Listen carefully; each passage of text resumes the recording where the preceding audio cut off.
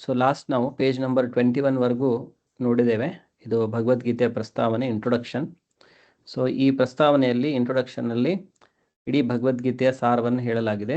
ಇಲ್ಲಿವರೆಗೆ ನಾವು 7 ಕ್ಲಾಸ್ಗಳನ್ನು ಮಾಡಿದ್ದೇವೆ, ಭಾಗ 7. ಸೊ ಇವತ್ತಿನದು ಭಾಗ 8. ಸೊ ಮೋಸ್ಟ್ಲಿ 8, 9, 10 ಇಷ್ಟರಲ್ಲಿ ನಾವು ಈ ಪ್ರಸ್ತಾವನೆಯನ್ನು ಮುಗಿಸ್ತೇವೆ. ಸೊ ಈ 8 ಸೆಷನ್ಸ್ ಏನಿದೆ, ಯಾರಾದರೂ ಅಟೆಂಡ್ ಮಾಡಿದ್ರೆ ಅವರಿಗೆ ಎಂಟೈರ್ ಭಗವದ್ಗೀತೆಯ ಸಾರ ಏನಿದೆ ಅಂತೇಳಿ ಗೊತ್ತಾಗುತ್ತೆ. ಸೊ ಅದಾದಮೇಲೆ ಭಗವದ್ಗೀತೆಯ ಪ್ರತಿಯೊಂದು ಅಧ್ಯಾಯ ಮತ್ತು ಪ್ರತಿಯೊಂದು ಶ್ಲೋಕ ಅದನ್ನು ನಾವು ನೋಡ್ತಾ ಅದನ್ನು ಡೀಟೇಲ್ ಆಗಿ ಅದನ್ನು ಅರ್ಥ ಮಾಡ್ಕೊಳ್ಳಿಕ್ಕೆ ಪ್ರಯತ್ನ ಪಡುವ. ಸೊ ಇದಕ್ಕೂ ಮುಂಚೆ ನಾವು ಭಗವದ್ಗೀತೆಯಲ್ಲಿ ಬರುವಂಥ 5 ವಿಷಯಗಳು, ಈಶ್ವರ, ಜೀವ, ಕಾಲ, ಕರ್ಮ, ಪ್ರಕೃತಿ, ಅದರ ಬಗ್ಗೆ ತಿಳ್ಕೊಂಡಿದ್ದೇವೆ. ಮತ್ತು ದೇವಿ ದೇವತೆಗಳ ಸ್ಥಾನ ಏನು ಅದರ ಬಗ್ಗೆ ಕೂಡ ತಿಳಿದುಕೊಂಡಿದ್ದೇವೆ. ಆಮೇಲೆ ಆಧ್ಯಾತ್ಮಿಕ ಜಗತ್ತು, ಅದರ ಬಗ್ಗೆ ಕೂಡ ಕೆಲವೊಂದಿಷ್ಟು ಚರ್ಚೆಗಳನ್ನು ಇಲ್ಲಿ ಮಾಡಲಾಗಿದೆ. ಅದನ್ನು ನಾವು ಓದಿ ಅರ್ಥ ಮಾಡ್ಕೊಂಡಿದ್ದೇವೆ. ಸೊ ಅದಕ್ಕೆ ಮುಂದೆ ಬರೆಸಿ ನಾವು ಆಧ್ಯಾತ್ಮಿಕ ಜಗತ್ತನ್ನು ಈ ರೀತಿಯಲ್ಲಿ ಸೇರಬಹುದೆಂದು ಭಗವಂತನು ಸೂಚಿಸುತ್ತಾನೆ.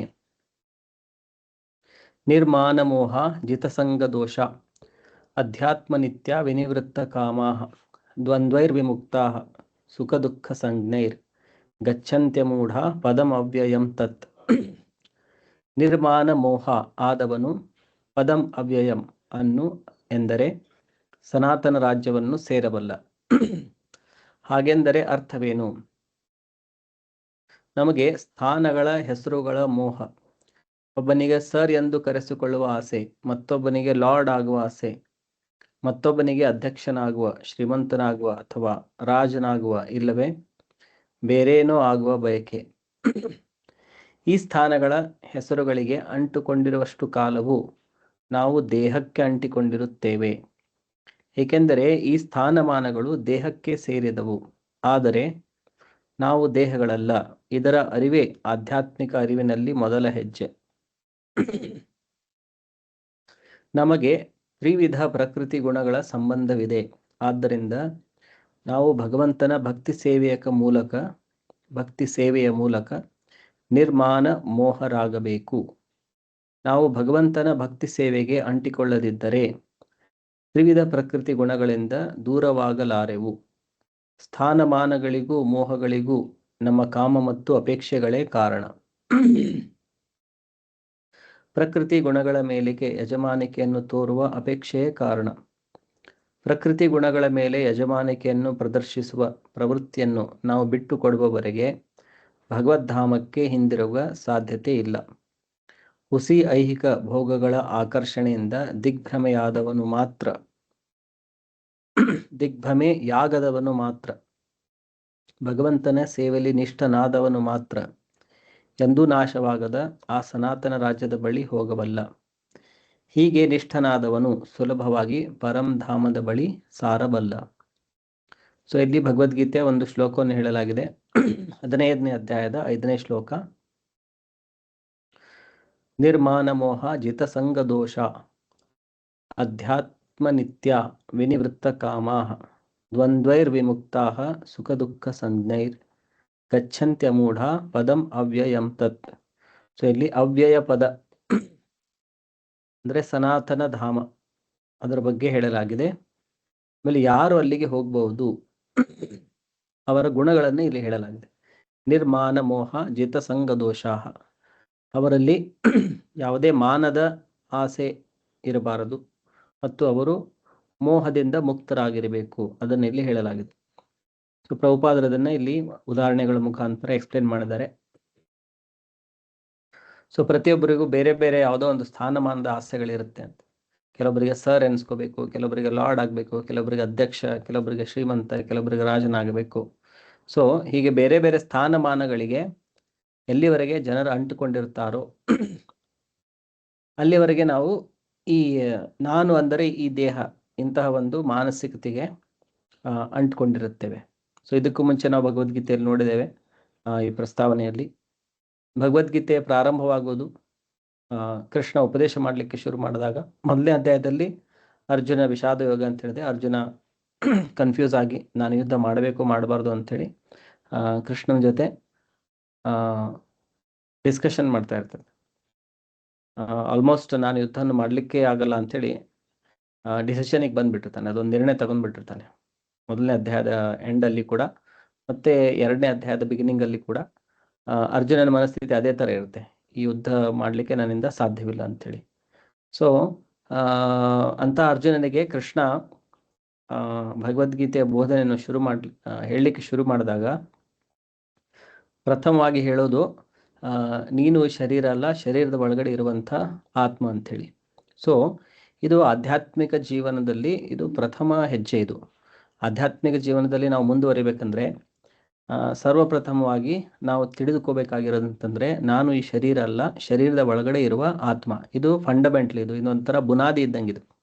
ಈ ಬುನಾದಿ ನಮ್ದು ಸ್ಟ್ರಾಂಗ್ ಆಗಿದ್ದರೆ ಮುಂದೆ ಅದ್ರ ಮೇಲೆ ಕಟ್ಟುವಂಥ ಮನೇನೂ ಸ್ಟ್ರಾಂಗ್ ಆಗಿರುತ್ತೆ.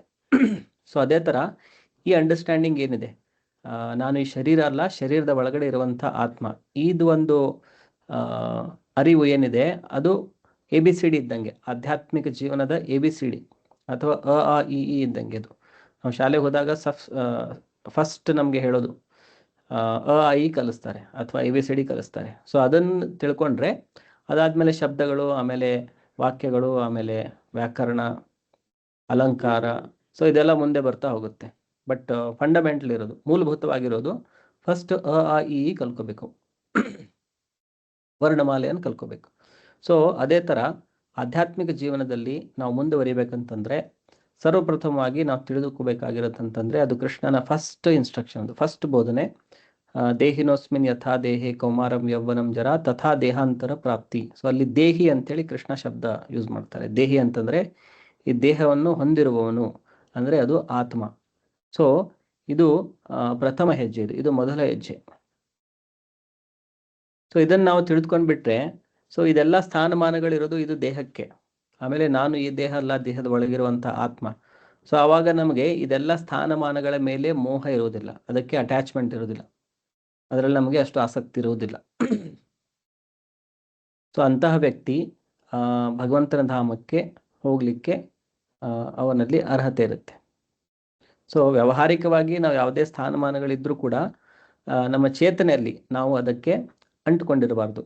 ನಾವು as a matter of duty, ನಮ್ಮ ಕರ್ತವ್ಯದ ಪ್ರಕಾರ ಏನೋ ಒಂದು ಸ್ಥಾನದಲ್ಲಿರ್ತೇವೆ, ಆ ಸ್ಥಾನಕ್ಕೆ ಏನೇನೋ ಕೆಲಸಗಳಿದೆ ಅದನ್ನೆಲ್ಲ ಮಾಡ್ತಾ ಇರ್ತೇವೆ. ಆದರೆ ಅದಕ್ಕೆ ನಾವು ಅಟ್ಯಾಚ್ ಆಗಿರಬಾರ್ದು, ಅದಕ್ಕೆ ಅಂಟ್ಕೊಂಡಿರಬಾರ್ದು. ಸೊ ಅದು ಭಗವದ್ಗೀತೆಯ ಶಿಕ್ಷೆ. ಯಾಕಂದರೆ ಭಗವದ್ಗೀತೆ ಕೇಳಿದ ನಂತರ ಕೂಡ ಅರ್ಜುನ ಅವನು ಕ್ಷತ್ರಿಯನಾಗೇ ಉಳಿದ. ಮೊದಲು ಅವನು ಕ್ಷತ್ರಿಯನಾಗಿದ್ದ, ಯುದ್ಧ ಮಾಡ್ತಿದ್ದ. ಭಗವದ್ಗೀತೆ ಕೇಳಿದ ನಂತರ ಕೂಡ ಅವನು ಯುದ್ಧವನ್ನೇ ಮಾಡಿದ, ಅವನು ಕ್ಷತ್ರಿಯನಾಗಿಯೇ ಉಳ್ಕೊಂಡ. ಅವನೇನು ಎಲ್ಲ ಬಿಟ್ಟು ಕಾಡಿಗೇನು ಹೋಗಲಿಲ್ಲ. ಸೊ ಭಗವದ್ಗೀತೆಯಿಂದ ಅವನು ಆ ಸ್ಥಾನಮಾನಗಳಿಗೆ ಅಂಟುಕೊಳ್ಳದೆ ಆಧ್ಯಾತ್ಮಿಕ ಸ್ಥಾನದಲ್ಲಿ ಇದ್ದುಕೊಂಡು ತನ್ನ ಆ ಎಲ್ಲ ಕರ್ತವ್ಯಗಳನ್ನು ಅವನು ನಿರ್ವಹಿಸಿದ ಭಗವಂತನ ಆದೇಶದ ಮೇರೆಗೆ. ಸೊ ಇದು ಭಗವದ್ಗೀತೆಯ ಮೇನ್ ಟೀಚಿಂಗ್. ಇದು ಭಗವದ್ಗೀತೆಯ ಕಲಿಸುವಂಥ ನಮಗೆ ಪಾಠ ಏನಂತಂತಂದರೆ, ಆಮೇಲೆ ಭಾಗವತಂದಲ್ಲಿ ಕೂಡ ಬರುತ್ತೆ, ಸ್ಥಾನೇ ಸ್ಥಿತ ಶ್ರುತಿಗತ. ನಾವು ಯಾವ ಸ್ಥಾನದಲ್ಲಿದ್ವಿ ಆ ಸ್ಥಾನದಲ್ಲಿ ಇದ್ದುಕೊಂಡೇ ನಮ್ಮ ಚೇತನೆಯನ್ನು ಶುದ್ಧಗೊಳಿಸ್ಬೇಕು. ಅದು ಮೇನ್. ನಮ್ಮದು ಚೇತನೆ ಶುದ್ಧಿ ಆಗದೆ ಸುಮ್ಮನೆ ನಾವು ಒಂದು ಸ್ಥಾನ ಬಿಟ್ಟು ಇನ್ನೊಂದು ಸ್ಥಾನ ತೆಗೆದುಕೊಂಡು, ಈಗ ನಾನು ಭಕ್ತನಾಗಿದ್ದೇನೆ, ಎಲ್ಲ ಸಂಸಾರವನ್ನು ಬಿಟ್ಟು ನಾನೆಲ್ಲೋ ಹೋಗ್ತೇನೆ, ಬಟ್ ನಮ್ಮದು ಮನಸ್ಸು ಶುದ್ಧ ಆಗಿಲ್ಲ. ಸೊ ಅಂತಹ ವೈರಾಗ್ಯದಿಂದ ಯಾವುದೇ ಉಪಯೋಗ ಆಗೋದಿಲ್ಲ. ಮೇನ್ ಆಗಬೇಕಾಗಿರೋದು ನಮ್ಮ ಮನಃ ಪರಿವರ್ತನೆ ಆಗಬೇಕು, ನಮ್ಮ ಚೇತನೆ ಶುದ್ಧವಾಗಬೇಕು. ನಮ್ಮ ಚೇತನೆ ಶುದ್ಧವಾಗಿದ್ದರೆ ನಾವು ಯಾವುದೇ ಒಂದು ಸ್ಥಾನದಲ್ಲಿ ಇದ್ರೂ ಕೂಡ ನಾವು ಭಗವಂತನ ಭಕ್ತಿಯನ್ನು ಮಾಡಿ ಭಗವಂತನ ಧಾಮಕ್ಕೆ ಮರಳಿ ಹೋಗಬಹುದು. ಸೊ ಇಲ್ಲಿ ಹೇಳಿದ್ದಾರೆ, ಆದರೆ ನಾವು ದೇಹಗಳಲ್ಲ, ಇದರ ಅರಿವೇ ಆಧ್ಯಾತ್ಮಿಕ ಅರಿವಿನಲ್ಲಿ ಮೊದಲ ಹೆಜ್ಜೆ. ನಮಗೆ ತ್ರಿವಿಧ ಪ್ರಕೃತಿ ಗುಣಗಳ ಸಂಬಂಧವಿದೆ. ಆದ್ದರಿಂದ ನಾವು ಭಗವಂತನ ಭಕ್ತಿ ಸೇವೆಯ ಮೂಲಕ ನಿರ್ಮಾಣ ಮೋಹರಾಗಬೇಕು. ಸೊ ಭಗವದ್ಗೀತೆಯಲ್ಲಿ ಒಂದು ಅಧ್ಯಾಯ ಇದೆ, ಪ್ರಕೃತಿಯ 3 ಗುಣಗಳು ಅಂಥೇಳಿ. ಸೊ ಅದು ರಜೋಗುಣ, ತಮೋಗುಣ ಮತ್ತು ಸತ್ವಗುಣ ಅಂಥೇಳಿ. ಸತ್ವಗುಣ, ರಜೋಗುಣ ಮತ್ತು ತಮೋಗುಣ, ಈ 3 ಗುಣಗಳಿಂದ ಈ ಪ್ರಕೃತಿಯು ನಿಯಂತ್ರಿತವಾಗಿದೆ. ಏನೇ ಯಾವುದೇ ವಸ್ತು, ಯಾವುದೇ ವ್ಯಕ್ತಿ ನಾವು ನೋಡಿದರೂ ಕೂಡ ಈ ಸಂಸಾರದಲ್ಲಿ ಅದು ಈ 3 ಗುಣಗಳ ಪ್ರಭಾವಕ್ಕೆ ಒಳಗಾಗಿದೆ. ಸೊ ಈ 3ಗಳು ನಮ್ಮ ಚೇತನೆ ಮೇಲೆ ಪ್ರಭಾವವನ್ನು ಬೀರುತ್ತವೆ. ಸೊ ನಾವು ಯಾವ ಗುಣದ ಪ್ರಭಾವದಲ್ಲಿ ಇರುತ್ತೇವೆ ಅದೇ ಪ್ರಕಾರ ನಮ್ಮ ಚಟುವಟಿಕೆಗಳು, ನಮ್ಮ ಮನಸ್ಥಿತಿ ಎಲ್ಲವೂ ಆ ಗುಣಗಳ ಪ್ರಭಾವದಿಂದ ಇನ್ಫ್ಲುಯೆನ್ಸ್ ಆಗಿರುತ್ತೆ. ಅದರ ಪ್ರಭಾವ ನಮ್ಮ ಚೇತನೆ ಮೇಲೆ ಆಗಿರುತ್ತೆ. ಸೊ ಈ ಗುಣಗಳಿಂದ ಹೇಗೆ ಈ 3 ಗುಣಗಳು ಅದನ್ನು ನಾವು ದಾಟಿ ದಿವ್ಯ ಸ್ಥಾನಕ್ಕೆ ಬರ್ಬೇಕಂತಂದ್ರೆ ಭಗವದ್ಗೀತೆಯಲ್ಲಿ ಹೇಳಿರೋದು ಭಗವಂತನ ಭಕ್ತಿಯ ಮುಖಾಂತರ ಮಾತ್ರ. ಸಗುಣಾನ್ ಸಮತೀತ್ಯ ಏತಾನ್ ಬ್ರಹ್ಮಭೂಯಾಯ ಕಲ್ಪತೆ. ಭಗವದ್ಗೀತೆಯಲ್ಲಿ ಮುಂದೆ ಅಧ್ಯಾಯಗಳಲ್ಲಿ ನಾವು ನೋಡ್ತೇವೆ ಕೃಷ್ಣ ಹೇಳೋದು, ಮಾಂಚಯೋ ಅವ್ಯಭಿಚಾರೇಣ ಭಕ್ತಿ ಯೋಗೇನ ಸೇವತೆ. ಯಾರು ಅವ್ಯಭಿಚಾರಿ ಭಕ್ತಿ ಅಂದ್ರೆ ಅನನ್ಯ ಭಕ್ತಿ, ಈ ಅನನ್ಯ ಭಕ್ತಿಯಿಂದ ಯಾರು ಕೃಷ್ಣನ ಸೇವೆಯಲ್ಲಿ ತೊಡಗಿಕೊಳ್ಳುತ್ತಾರೆ, ಮಾಂಚಯೋ ಅವ್ಯಭಿಚಾರೇಣ ಭಕ್ತಿ ಯೋಗೇನ ಸೇವತೆ, ಭಕ್ತಿ ಯೋಗದ ಮುಖಾಂತರ ಕೃಷ್ಣನ ಸೇವೆಯಲ್ಲಿ ತೊಡಗಿಕೊಳ್ತಾರೆ, ಅವರು ಈ 3 ಗುಣಗಳ ಪ್ರಭಾವದಿಂದ ಹೊರಗಡೆ ಬಂದು ಒಂದು ದಿವ್ಯ ಸ್ಥಾನವನ್ನು ಪಡೆದುಕೊಳ್ತಾರೆ. ಮಾಂಚಯೋ ಅವ್ಯಭಿಚಾರೇಣ ಭಕ್ತಿ ಯೋಗೇನ ಸೇವತೆ ಸ ಗುಣಾನ್ ಸಮತೀತ್ಯ ಏತಾನ್ ಬ್ರಹ್ಮಭೂಯಾಯ ಕಲ್ಪತೆ. ಎಲ್ಲಾ ಗುಣಗಳನ್ನು ದಾಟಿ ಒಂದು ಬ್ರಹ್ಮಭೂತ ಸ್ಥಾನವನ್ನು ಪಡೆದುಕೊಳ್ತಾರೆ ಅಂತೇಳಿ ಕೃಷ್ಣ ಭಗವದ್ಗೀತೆಯಲ್ಲಿ ಹೇಳ್ತಾರೆ. ಸೊ ಇಲ್ಲಿ ಅದನ್ನೇ ಹೇಳಿರೋದು. ಅದರಿಂದ ನಾವು ಭಗವಂತನ ಭಕ್ತಿ ಸೇವೆಯ ಮೂಲಕ ನಿರ್ಮಾಣ ಮೋಹರಾಗಬೇಕು. ಸೊ ನಾವು ಅಂತಹ ಸ್ಥಾನಕ್ಕೆ ಬಂದಾಗ, ಈ ಗುಣಗಳ ಪ್ರಭಾವದಿಂದ ಹೊರಗಡೆ ಬಂದಾಗ ಆ ಪರಿಸ್ಥಿತಿಯಲ್ಲಿ ಮಾತ್ರ ನಾವು ಈ ನಿರ್ಮಾಣ ಮೋಹರಾಗಬಹುದು. ನಾವು ಭಗವಂತನ ಭಕ್ತಿ ಸೇವೆಗೆ ಅಂಟಿಕೊಳ್ಳದಿದ್ದರೆ ತ್ರಿವಿಧ ಪ್ರಕೃತಿ ಗುಣಗಳಿಂದ ದೂರವಾಗಲಾರೆವು. ಸೊ ನಾವು ಐದರ್ ಈ ಗುಣಗಳ ಪ್ರಭಾವದಲ್ಲಿರ್ತೇವೆ, ಇಲ್ಲಾಂದ್ರೆ ಭಗವಂತನ ಭಕ್ತಿ ಸೇವೆಯಲ್ಲಿ ತೊಡಗಿಕೊಂಡಿರ್ತೇವೆ. ಸೊ ಇದೆರಡೇ ಆಪ್ಷನ್ ಇರೋದು ಜೀವದ ಹತ್ರ, ಇದೆರಡೇ ಆಪ್ಷನ್ ಇರೋದು. ಅದು ಭಗವಂತನ ಶುದ್ಧ ಭಕ್ತಿ ಸೇವೆಯಲ್ಲಿ ತೊಡಗಿಕೊಂಡಿರ್ಬೋದು, ಇಲ್ಲಾಂದ್ರೆ ಈ ಗುಣಗಳ ಪ್ರಭಾವದಿಂದ ಇಂದ್ರಿಯ ತೃಪ್ತಿಯಲ್ಲಿ ತೊಡಗಿಕೊಂಡಿರ್ಬೋದು. ಆ ಜೀವಕ್ಕೆ ಎರಡೇ ಸಾಧ್ಯತೆಗಳಿದೆ. ಸೊ ಯಾವಾಗ ನಾವು ಭಗವಂತನ ಸೇವೆಯಲ್ಲಿ ತೊಡಗಿಕೊಂಡಿರ್ತೇವೆ, ಆ ಸಮಯದಲ್ಲಿ ನಮ್ಮ ಚೇತನೆ ಗುಣಗಳ ಪ್ರಭಾವದಲ್ಲಿ ಇರುವುದಿಲ್ಲ. ಸೊ ಯಾವಾಗ ನಾವು ಭಗವಂತನ ಸೇವೆಯಲ್ಲಿ ತೊಡಗಿಕೊಂಡಿರೋದಿಲ್ವೋ ಅವಾಗ ಆಟೋಮೆಟಿಕ್ ಆಗಿ ಈ ಗುಣಗಳು ಟೇಕ್ ಓವರ್ ಮಾಡಿಬಿಡುತ್ತೆ. ಸ್ಥಾನಮಾನಗಳಿಗೂ ಮೋಹಗಳಿಗೂ ನಮ್ಮ ಕಾಮ ಮತ್ತು ಅಪೇಕ್ಷೆಗಳೇ ಕಾರಣ.